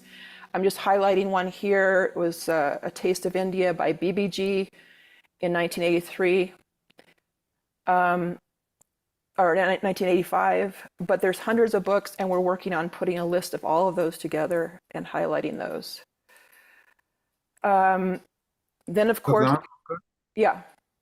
Thank you very much for all this information. We could just go on and on, but we need to receive also Rupinder Kaur. that's going to talk about the something that you were mentioned, the kind of the new version of the women's camp. Yeah. So Yeah. So anyway, I encourage you all to look through this timeline. You will find it very enlightening. And I know that the program has gone over, so I've not had a chance to finish what I would like to share. But you can go to the timeline anytime you like. And I would just like to say that 3HO is a living community made up of those who practice these teachings, who uplift themselves and uplift and serve others. And now you are part of that community. You know, you are here at this event. You are part of our history in the making. So Preeti Dave Jyote is going to put in the chat some links of things that you can participate in this year. And I will introduce Rupinder Kaur, who is going to just speak. She's also a 3HO board member, and she's going to speak to you all today about the renewal experience for women. She's a Chilean-Canadian board member for 3HO, a Kundalini Yoga trainer who's lived in Canada for the last 11 years. And she has specialized in yoga, mental health, and teachings for women. So Rupinder, I'll hand it over to you. Satnam. Satnam, everybody. I want to thank everybody who made this event possible, and it's just wonderful to hear Onkar sharing all about the timeline of 3HO. Rupinder, there's some feedback happening in There's with your feedback. well, yeah, there's some crackling. Oh, it seems to be some Is it okay now? No, it's there's some crackling happening whenever you talk. Or now? Yes, I believe that's better. Thank you, Satnam. Is that better for everybody? Okay. Okay, Satnam. So I was saying, I'm very happy to be here, celebrating the healthy, happy, holy lifestyle with all of you, and it's wonderful to see the whole 3HO timeline again. It's really inspiring to be part of this with all of you. So, something that not all of you might know is that the Siddhi Singh Sahib Yogi Bhajan dedicated his entire life to empowering women through the teachings of Kundalini Yoga and Sikh Dharma. And many of us know the saying, his quote, which goes as, "I didn't come to the West to create students, I came here to create teachers." But not all the people know that he also said, if you want to know the psyche of a nation, then you have to look at its women. And what that means is women are not simply part of the transformation. They are not simply part of society. They are essential to it. Both men and women are equally important, but we as women have the spiritual facets and faculties to uplift, to use our applied intuition, to elevate, transform, to guide the future of this planet Earth. So he acknowledged that, he taught that, and it is our blessing to carry these teachings forward. And now that the time for women is now, to come together, to uplift each other, and to go through all of the challenges of the Aquarian age, and at the same time, contain, guide, uplift, heal others. And many of our challenges as women remain invisible. Many of them are not seen by our own families or society. But we have the power to take up that challenge, to step up and to heal ourselves, to be our own counselors, to be our own spiritual teacher. And I know that we are short in time, so I'm just gonna go straight to what happened this year in 2026. So back in 2019, we had our very last women's camp before COVID hit. So this year we decided to make a comeback with a pilot program, which we titled Women's Renewal Experience. And why we call it like that and not a camp? First of all, because we were not camping. Second of all, because we wanted to tell women that this was an experience. This wasn't just a course. It wasn't a gathering. It wasn't a retreat. It was an experience, a life experience of the teachings. And the main purpose of it was to bring women together to come back, to reunite after so long, and share the teachings of women since the very beginning, like how women are the Adi Shakti, the creative power, the creative source of everything in this universe. And as you can see, the photos that are going through, we had a beautiful group of international women.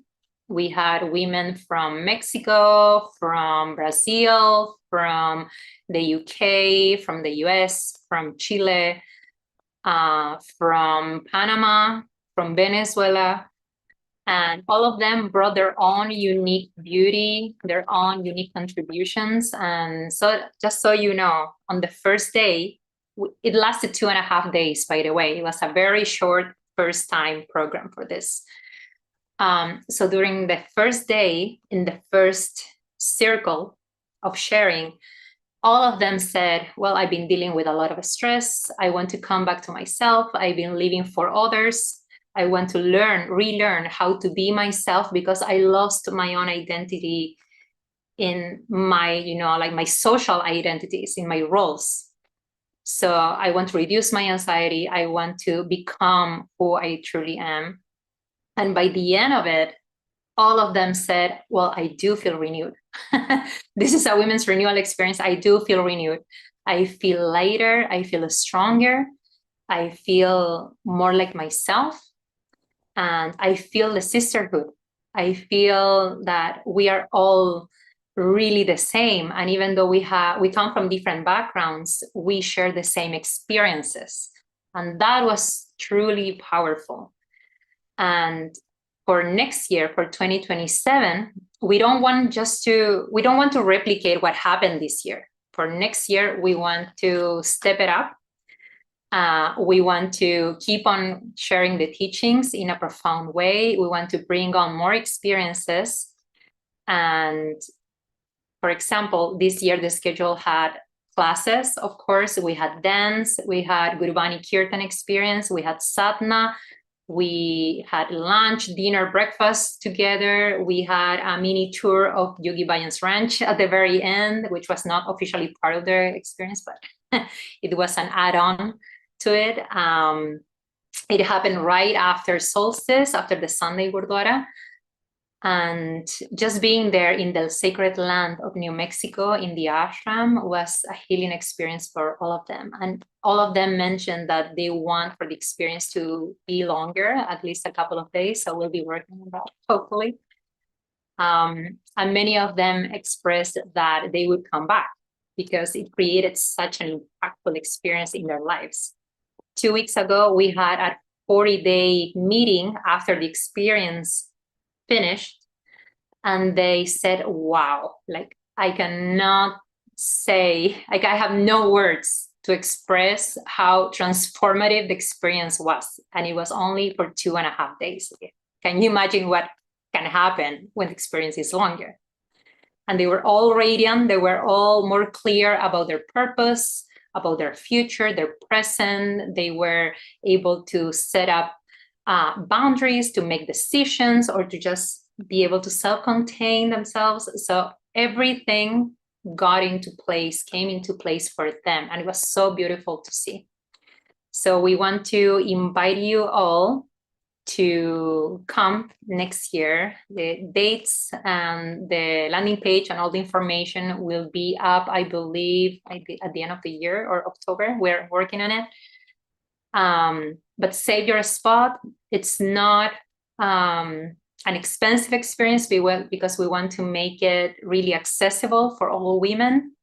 As you saw in the photos, we even had teenagers come with their mothers. So invite the women in your community, your family members, your daughters, your sisters, your friends to come and to be themselves, to find themselves in this sacred space. Satnam. Thank you so much, Rupinder Kaur. I'm so happy to see you sharing about this. Anything you want to add, Davinder Singh? Yeah, so when it comes to registering for Women's Renewal, it's going to happen when the registration for Summer Solstice takes place. That will be in the next handful of months. It will be before Winter Solstice kicks off in December. So we're probably talking around September, October time. So watch this space. If you guys haven't registered to receive emails from 3HO International, please go onto our website and register your email address. You will receive those. Obviously, you must have because you're here now. So just know that Winter Solstice is definitely happening this year. Just know that Summer Solstice and Women's Renewal Camp, as led by Rupinder Kaur Khalsa, will be taking place, ladies. So watch this space. Thank you so much for the call. Thank you, Onkar Kaur. And now our next presenter is Karina, who is joining from Nature. Karina is originally from Brazil. She's a musician. She's very active on social media with her family, which is very lovely. We love to see them every year on solstice, twice a year, actually.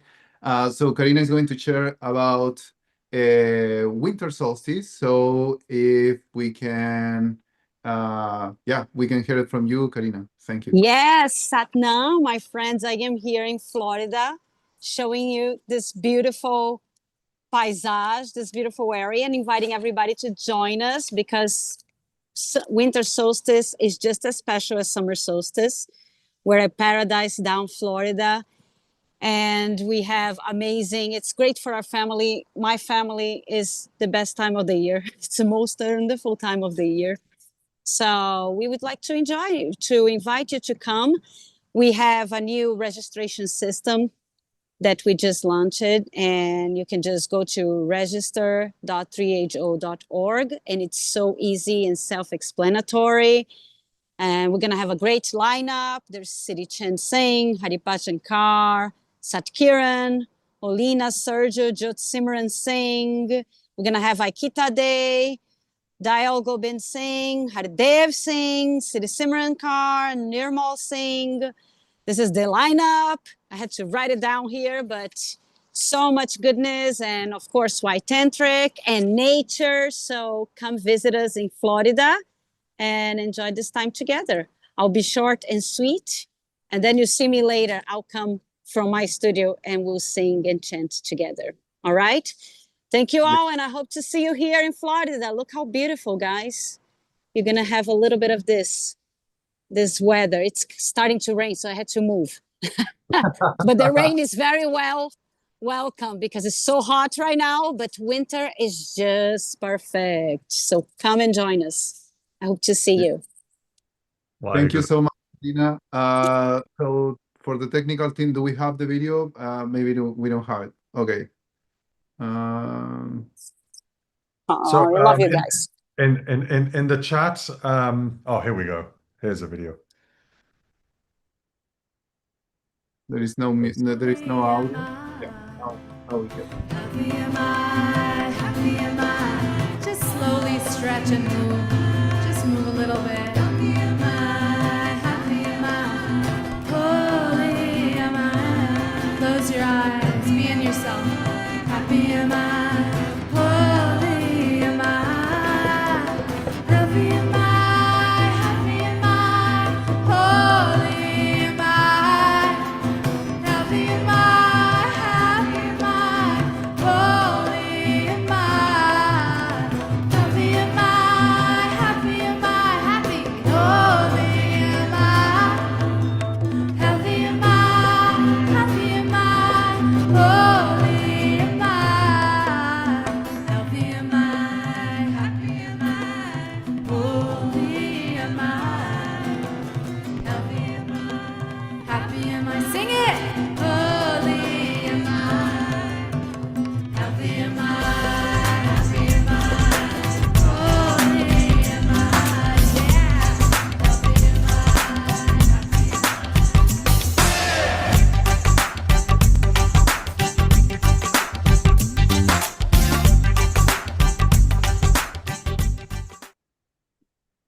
Okay, so that was our trailer video for Winter Solstice. We have such a cozy and nice time last year on December. So if you want to join us, it's a very, very special occasion. It's very cozy. It's like you feel like in family. It's at the end of the year, so it makes total sense to make a pause and just, give time to yourself, do 3 days of White Tantric. It's in Florida, so the weather is amazing. So check the chat for more information. Yeah. So, if now we are going with Amarup Singh, I'm very happy that he's here. So let me introduce to him. He's from Brazil. It's first time that we have someone from Brazil presenting in our online event. So we are very happy to have you. I met him on Luján, Argentina, early this year on Baisaki, and he's a talented musician. So he's going to share the 15-minute break with live music. So this is the time when you want to stretch, you want to take time for you while you hear Amarup sing from Brazil. Satnam Vaheguru Ji Ka Khalsa Vaheguru Ji Ki Fateh. Very happy, and it's a great honor to be here. First time I participate, gently invited by Rai Singh Ji, on an event hosted by an institution founded by Yogi Bhajan Ji, our master, who has all our admiration and inspiration. So let's chant some mantras. He taught us.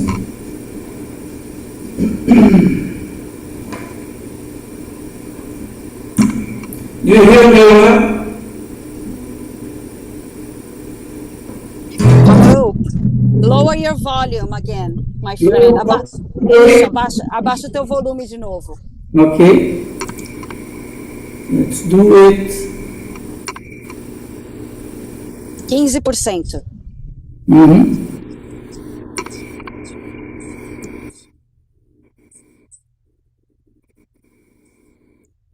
You hear me well? Yes. Ah, good. Let's do it. Thank you.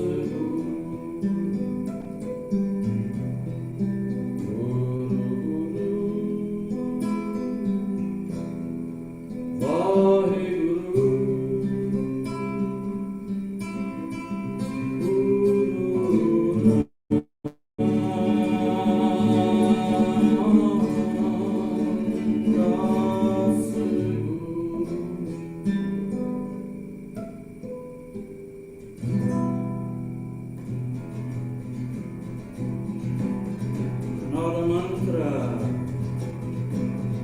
taught by our master, dear Yogi Ji. Importance to awake the so dear sense, vibration. You awoke the scent vibration with Guru Ramdas mantra. Now one for our 10th master.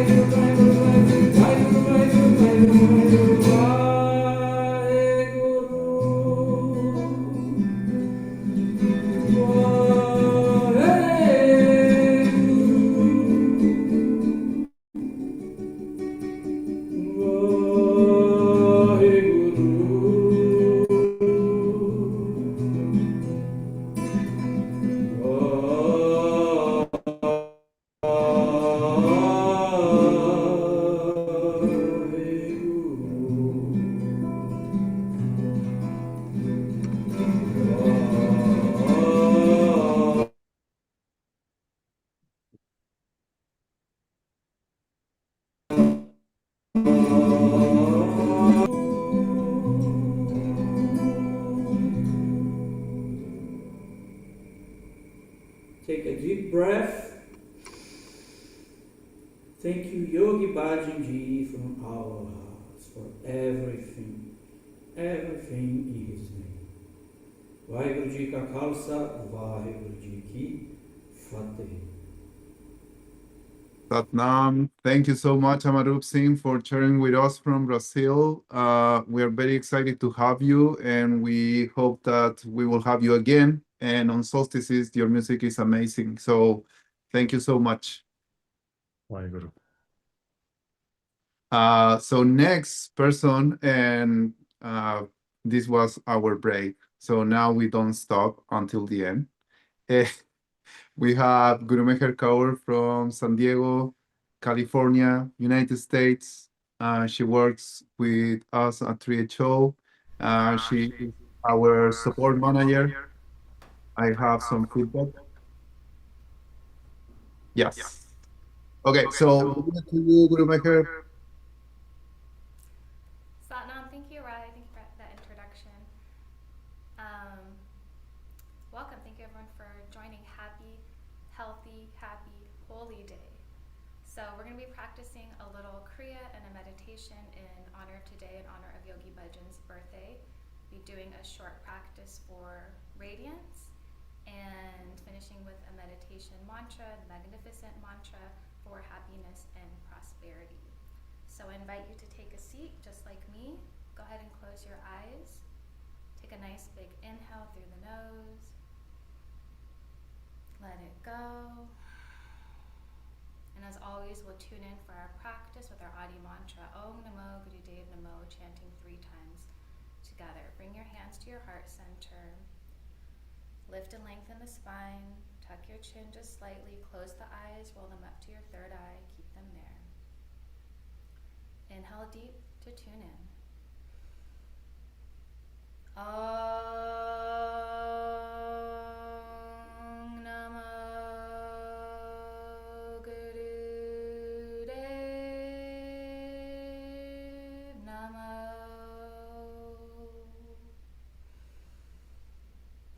Om Namo Gurudev Namo.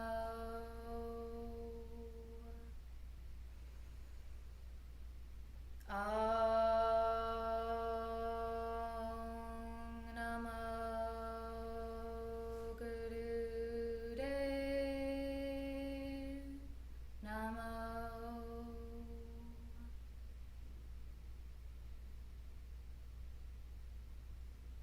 Relax the hands. Let's shift onto our heels. Come sitting in rock pose. So this is a very short, energetic Kriya. Guru Meher, Yes. sorry, can you turn your volume up a little bit, please? Yes.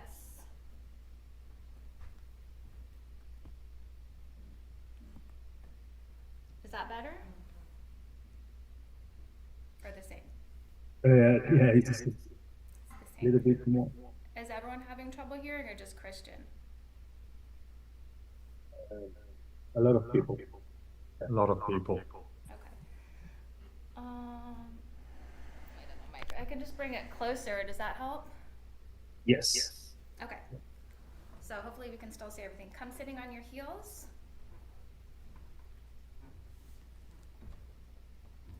Hands at the sides, on the ground, and we'll begin with a spinal flex here. Inhale forward, exhale back. Inhale through the nose, exhale out the nose. And you want to do a vigorous movement here.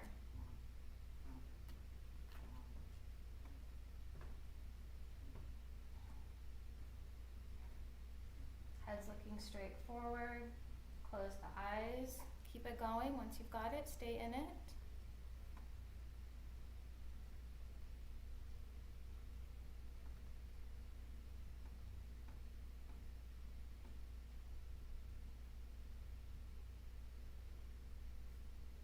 Inhale through the nose, exhale out the nose. And once you start feeling that spine warmed up, I want you to begin to pick up the pace, start moving a little bit quicker. So same movement, breath to movement, but just move a little bit faster now with the movement.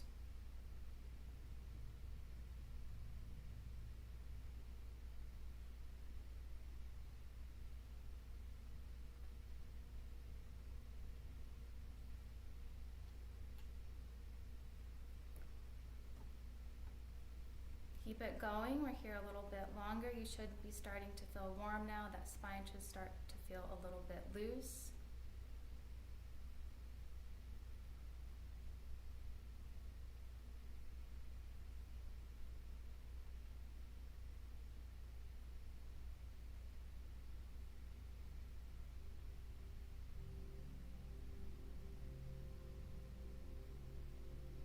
As you move into the last few seconds, really pick up the pace, really put a lot of energy into it. You should be feeling a little bit warm. You should maybe be feeling a little bit of a sweat as you do this.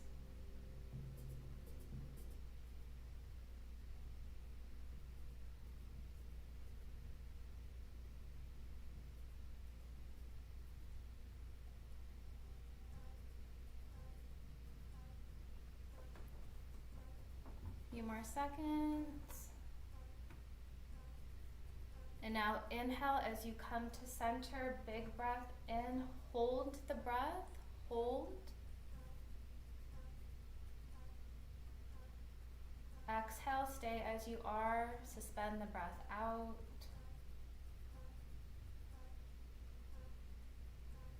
Inhale again. Exhale. Let it go. Stay just as you are. Interlace your fingers in Venus Walk behind. the body. Looking straight ahead, staying in rock pose, lift your arms up as high as they will go. You're gonna feel a lot of tension between your shoulder blades and your upper neck back area. Lift those arms up as high as they'll go. Keep them elevated, close the eyes, breathe long and deep. Eyes are closed, focus on the breath.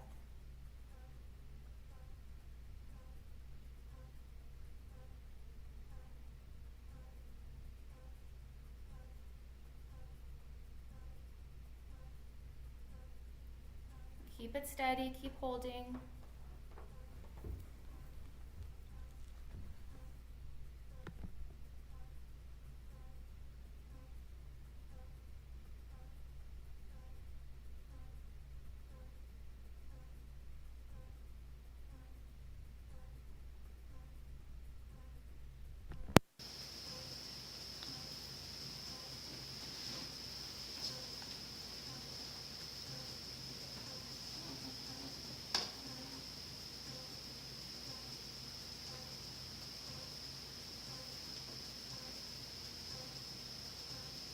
Keep those arms steady, keep them elevated.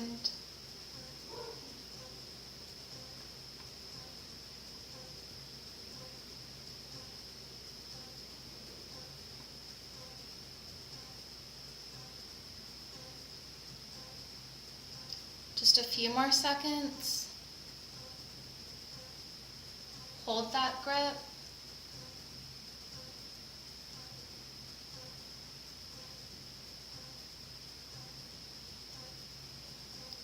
Inhale, big breath, hold the posture, stretch those arms up as high as they will go.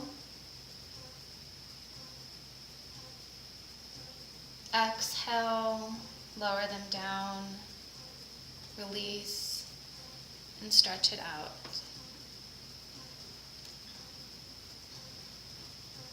Go ahead and stretch it out, give your legs a little shake, a little bounce.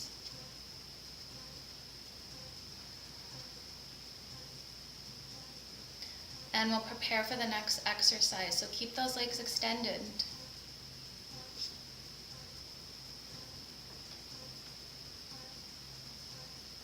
Put your hands to your sides on the ground. We're going to lift the legs up to a 60-degree angle, so when they're elevated, your eyes will be looking at the toes. Eyes will be closed, but they'll be at the level of the toes. So it'll look like this, and we'll just hold and breathe. You don't have to start yet, I haven't started the timer. Couple modifications. It's going to be easier if you come down onto your elbows or even all the way down onto your back, but let's all do it the way it's intended. So hands at the sides, push those hips and pelvis forward, shoulders back, lift. Eyes are at the level of the toes, close the eyes, and we're just going to breathe long and deep, in and out, through the nose to the best of our ability here. You guys look great. Keep those legs up. Focus in, focus on your breath. In through the nose, out through the nose. If you're feeling a lot of resistance and tension and shakiness, that's okay. That's just the energy moving through you. Keep the legs up. If you have to make a modification, then do one of the things I suggested. Come down onto the elbows, but keep those legs up. If that becomes too much, come down onto the back and then put your hands underneath your bottom. But keep the legs up, keep working that navel. 60 degrees, not 90, 60 at an angle, right here. And you want to breathe, breathe, breathe.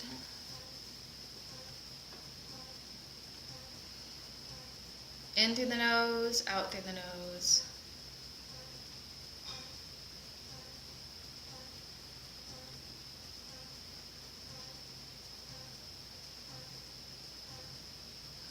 Keep it steady, keep it strong.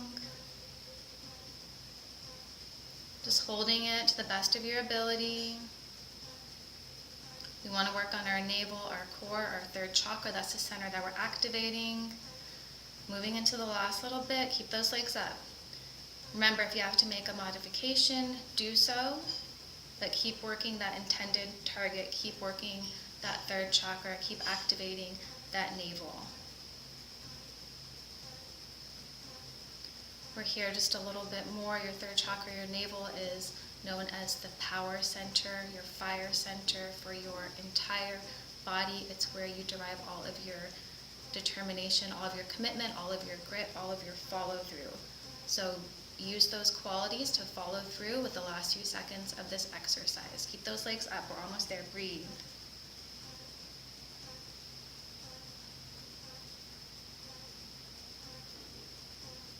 In through the nose, out through the nose.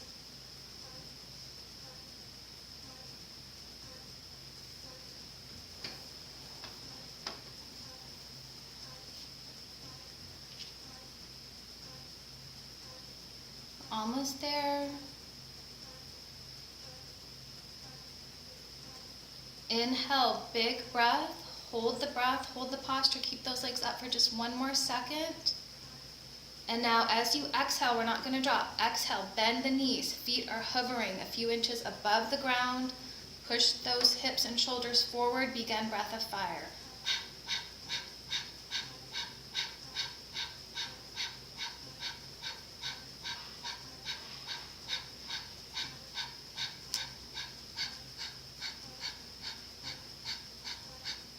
So you're just balancing on your bottom now. Your hands are at your sides. Your feet are hovering off the ground. Knees are bent.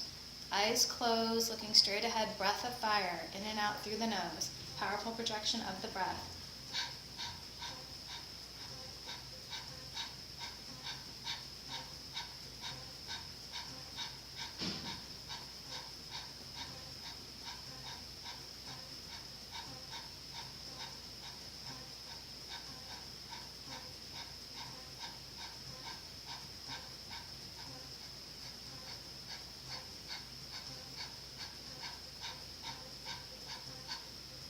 We're in it a little bit more. This one is for less time though.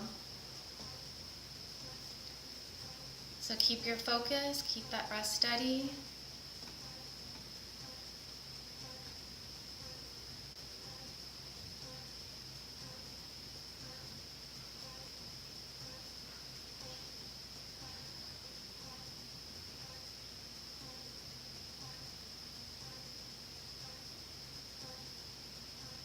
Remember, breath of fire is that rapid inhale and exhale, in and out through the nose. We're cleansing out our system with this breath, purifying the blood, opening up the lungs.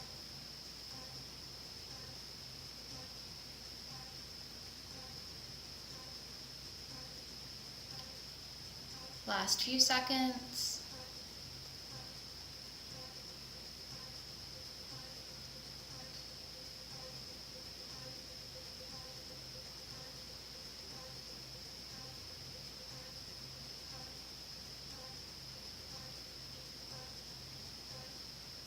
Inhale, big breath, hold the posture, hold everything as is. Exhale, let it go, drop the legs, stretch it out, take a moment, just breathe.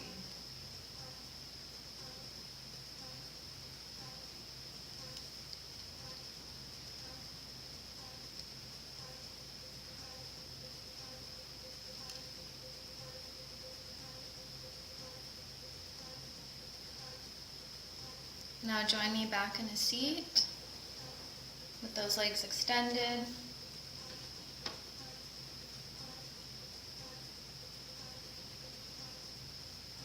Flex the toes towards you. Inhale, stretch it up. Exhale, reaching forward, reaching for the toes. If you can touch the toes, amazing. If not, no big deal. Find some other place. Keep your hands there. We want to keep the shoulders back, that chest out, and then our head in a slight little neck lock.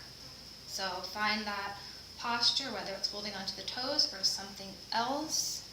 Close the eyes down, and I just want you to begin to breathe in and out through your nose here. Long, slow, deep breaths. In through the nose, out through the nose.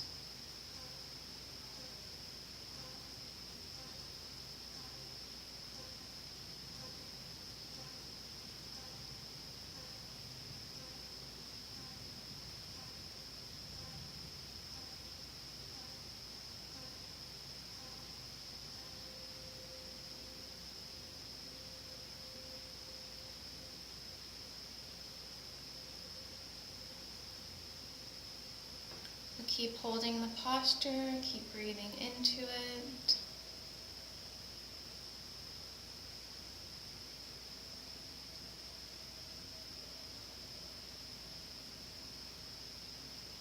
As I said at the beginning, this set is for radiance. So expanding your light, expanding your aura, expanding that inner glow and allowing it to shine outward and really touch everyone around you.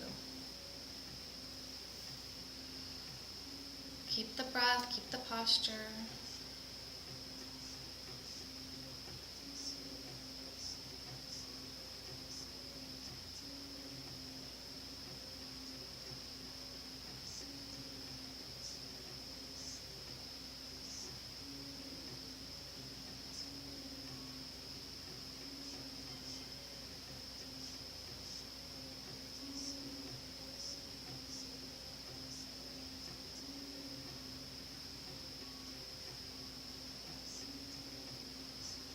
Inhale, suspend the breath, hold the posture. If you're holding onto the toes, pull back on the toes. Exhale, but stay as you are. Stay in this stretch. The final part of this Kriya will be chanting a mantra, a simple mantra. The mantra is hum. Hum just means we, and we'll chant it together. So out loud, from the navel, hum. Stay in this posture. Let's inhale. I'll start it off with you. We don't have to all exactly be in the same sync, but we'll start together. Inhale to begin.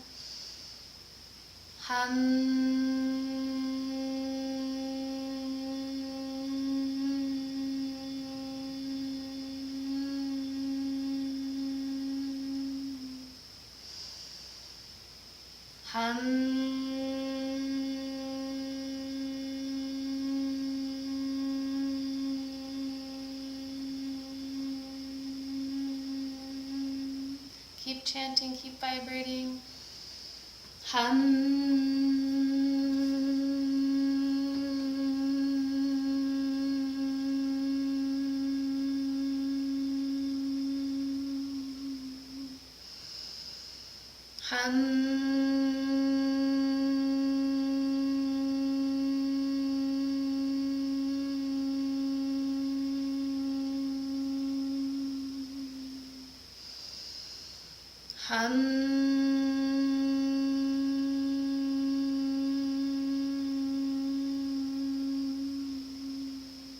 Inhale, big breath.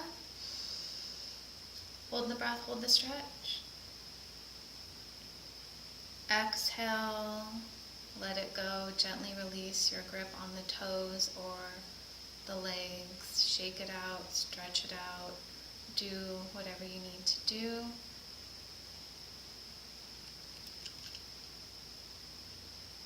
We'll eventually meet back in our seat for our meditation.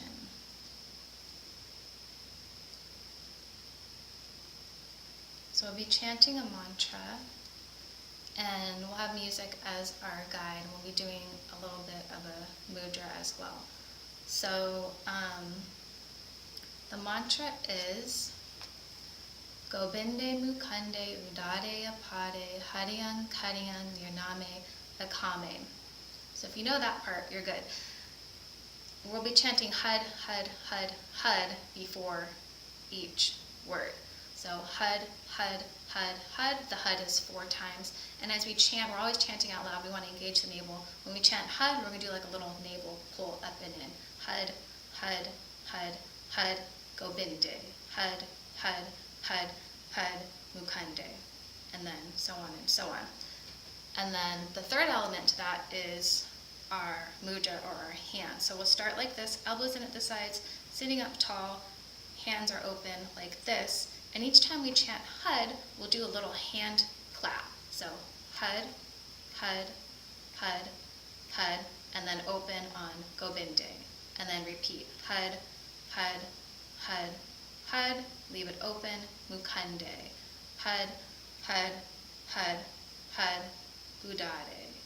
Okay? so on and so forth. We're not going to go through the whole thing, but we're going to have music and we will catch up. So sit up nice and tall. Close your eyes. Take a moment, set a little intention. This mantra is meant to bring prosperity, happiness, release negativity. Take a moment and just listen.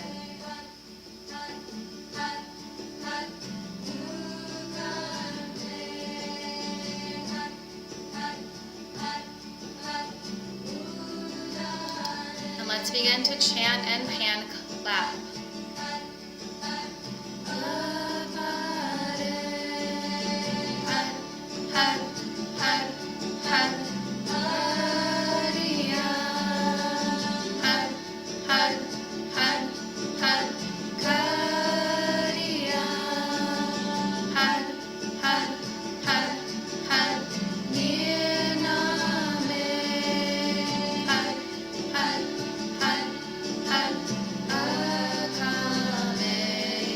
Back to the beginning. Clap those hands. Close the eyes.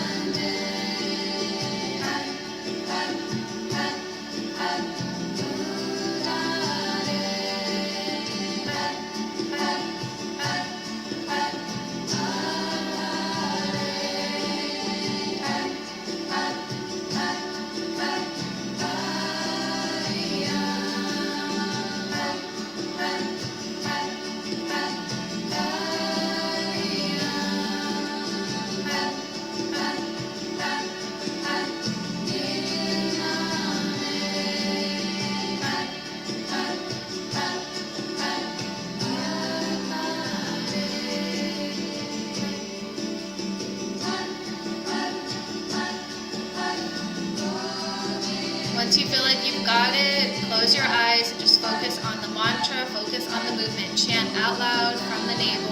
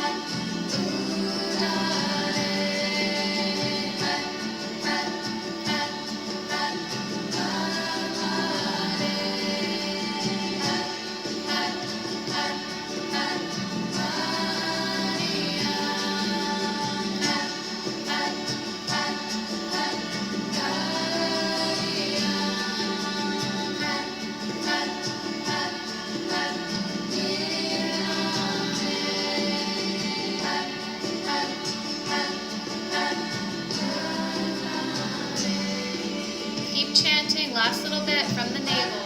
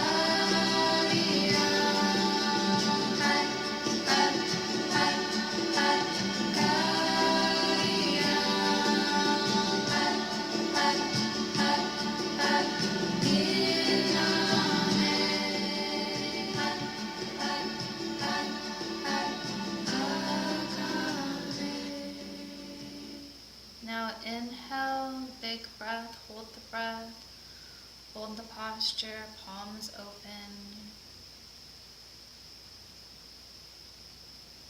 And as you exhale, let those arms fall down, hands resting over the knee in Gyan Mudra. Stay inside for a moment, stay within.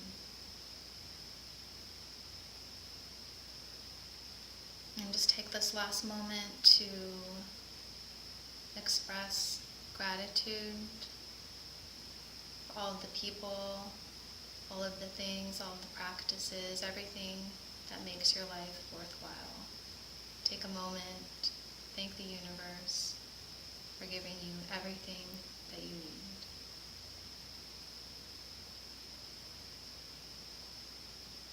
Let's bring our hands to heart. We'll just close with a Satnam. We'll probably do an official closing later. So hands to heart center.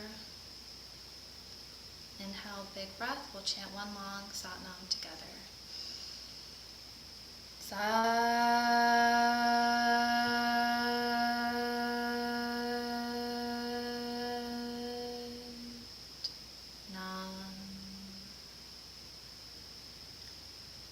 Satnam, everyone. Thank you. Thank you so much. So just to let everybody know, please check out Cosmic Flow in San Diego, California. The link is in the chat. So join their Instagram, Facebook, and join their online classes when they have them. They also do level 1 teacher training as well online. So please join them as well. Gourmet is a staple staff member at 3HO International. When it comes to registration, when it comes to contacting 3HO, you have Gourmet on the other side. So join Cosmic Flow, please. Okay, Satnam. So now comes Kirtan. So where is our dear Ankar Kaur? we're going to be passing this over to Onkar Kaur. So every month, Onkar Kaur hosts the Kirtan Jams that happen every first Saturday of the month. You'll see it on the 3HO website, and you'll also see it on the SDI website. So you can join that right now, and you can also put it into your diary months in advance as well. So join the Kirtan Jam, and if you never have, then this is a great taster of the Kirtan Jams. Onkar, it's all yours, darling. Satnam. And thank you everyone for joining. We are hopping off. So all yours, Onkar. Now live music. Satnam. Satnam. Yeah, as Devinder said, we started these Kirtan Jam sessions every month because everyone enjoyed the music so much at our last Healthy, Happy, Holy Day and last year that, and it continued on and on and on, and the music kept going, and people said, let's do this more often. So we did it, and we've done, I think, 9 or 10 months already. So Waheguru. So we now have Madhamunder Singh joining us today, which is awesome. He's our traveling minstrel. I think he's, I don't know where you are now, Madhamunder Singh. You came from the US, but you're always in Europe or India or somewhere. So welcome, and we look forward to listening and singing with you. Satnam. Salam, Waheguru. Waheguru Ji Ka Khalsa, Waheguru Ji Ki Fateh.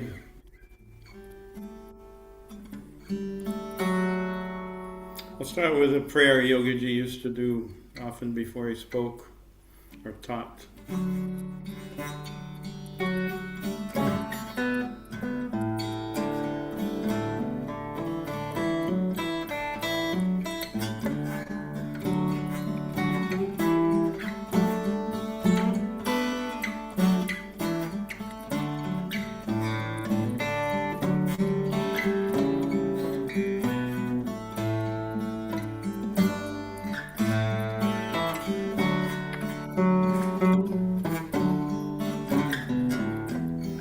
Teri mahera da bolna, ture age ardas, Guru Guru, Waheguru, Guru Ramdas,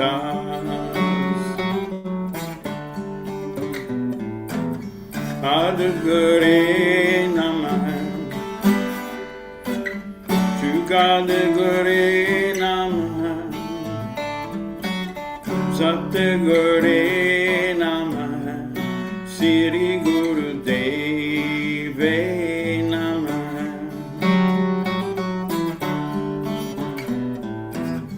Teri mahera da bolna,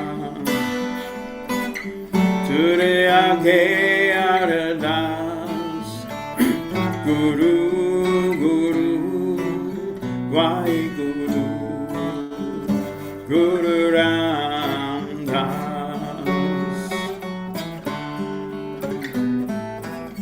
Adgure Namah, Jugadgure Namah, Satgure Namah, Sri Guru Deve Namah.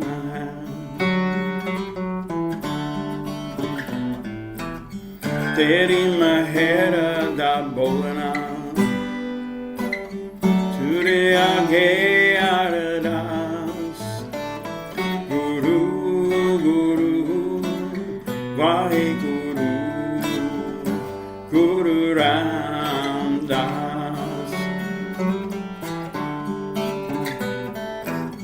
Adgure Namah, Gadgure Namah, Satgure Namah, Sri Guru Deve Namah.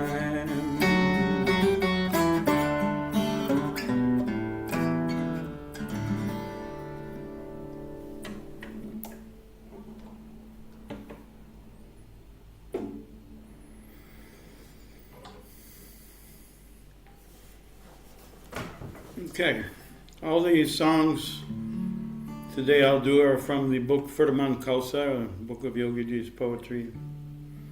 I'll start with Music of the Spheres, which is on page 19.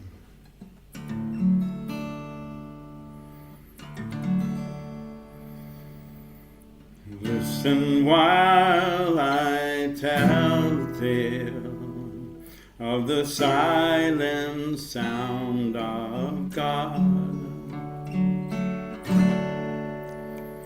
Listen while I tell the tale of the music of the spheres. The tale of this divine knowledge is unspoken and unknown. Discipline, perfection, mastery.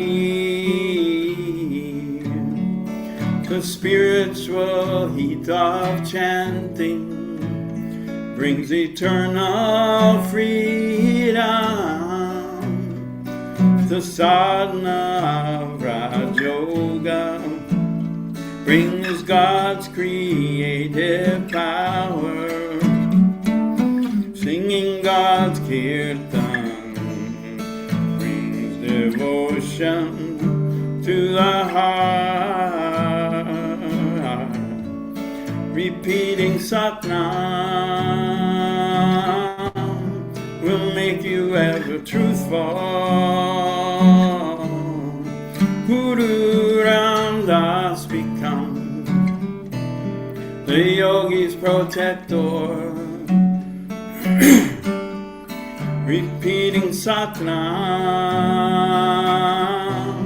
will make you ever truthful. Guru Ramdas becomes the yogi's protector.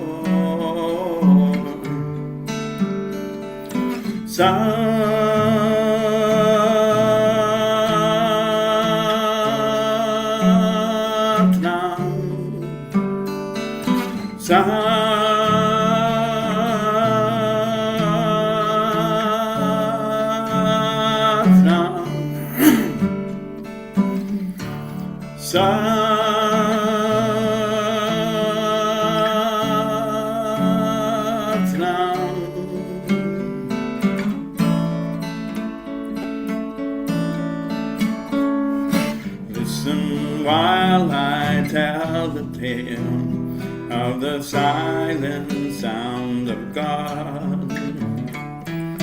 Listen while I tell the tale of the music of the spheres.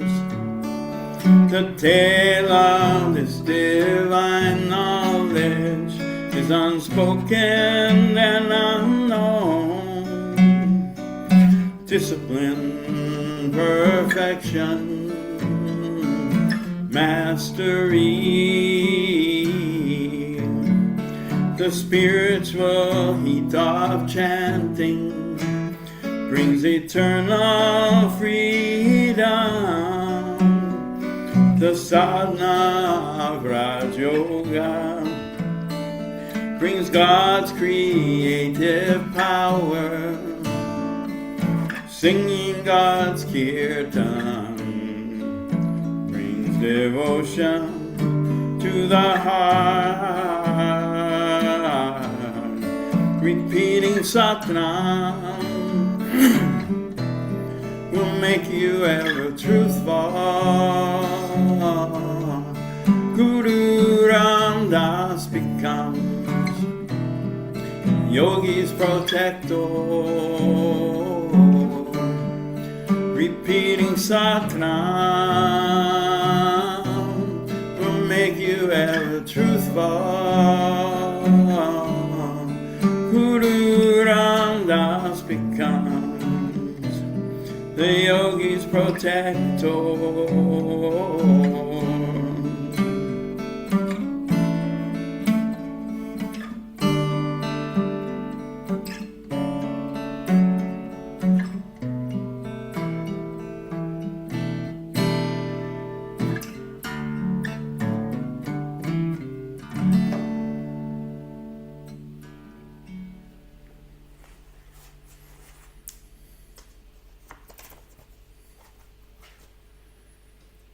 Okay, next one is called Devotion.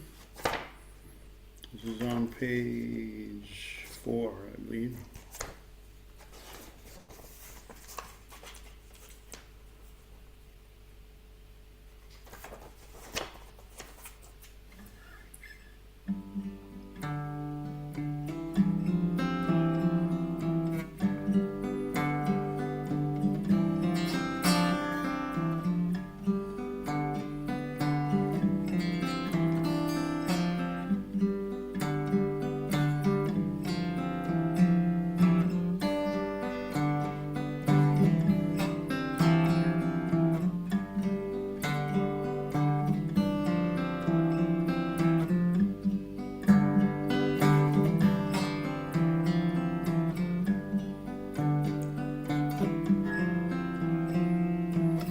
The seeker follows a path of devotion, meditates on the Nam.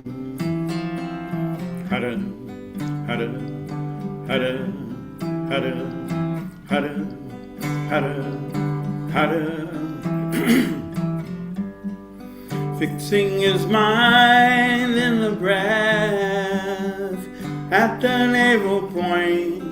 Energy twists round and round and round and round up the Shushmana as it opens, vibrating. Consciousness rises, thousand petal lotus blooms. Nectar trickles down, nectar trickles down, nectar trickles down. Such a being merges with Brahman.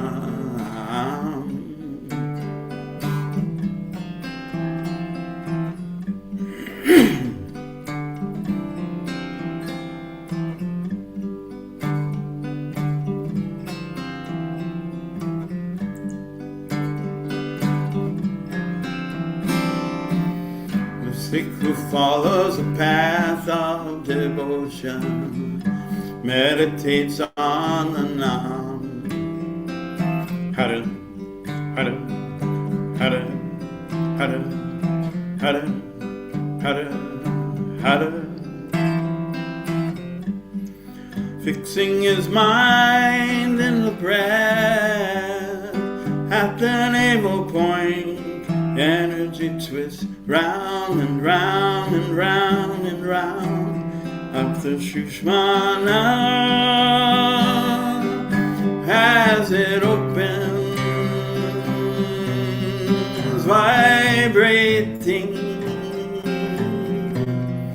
Consciousness rises,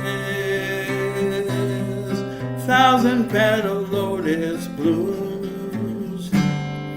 Nectar trickles down, nectar trickles down, nectar trickles down. Such a being merges with Brahman.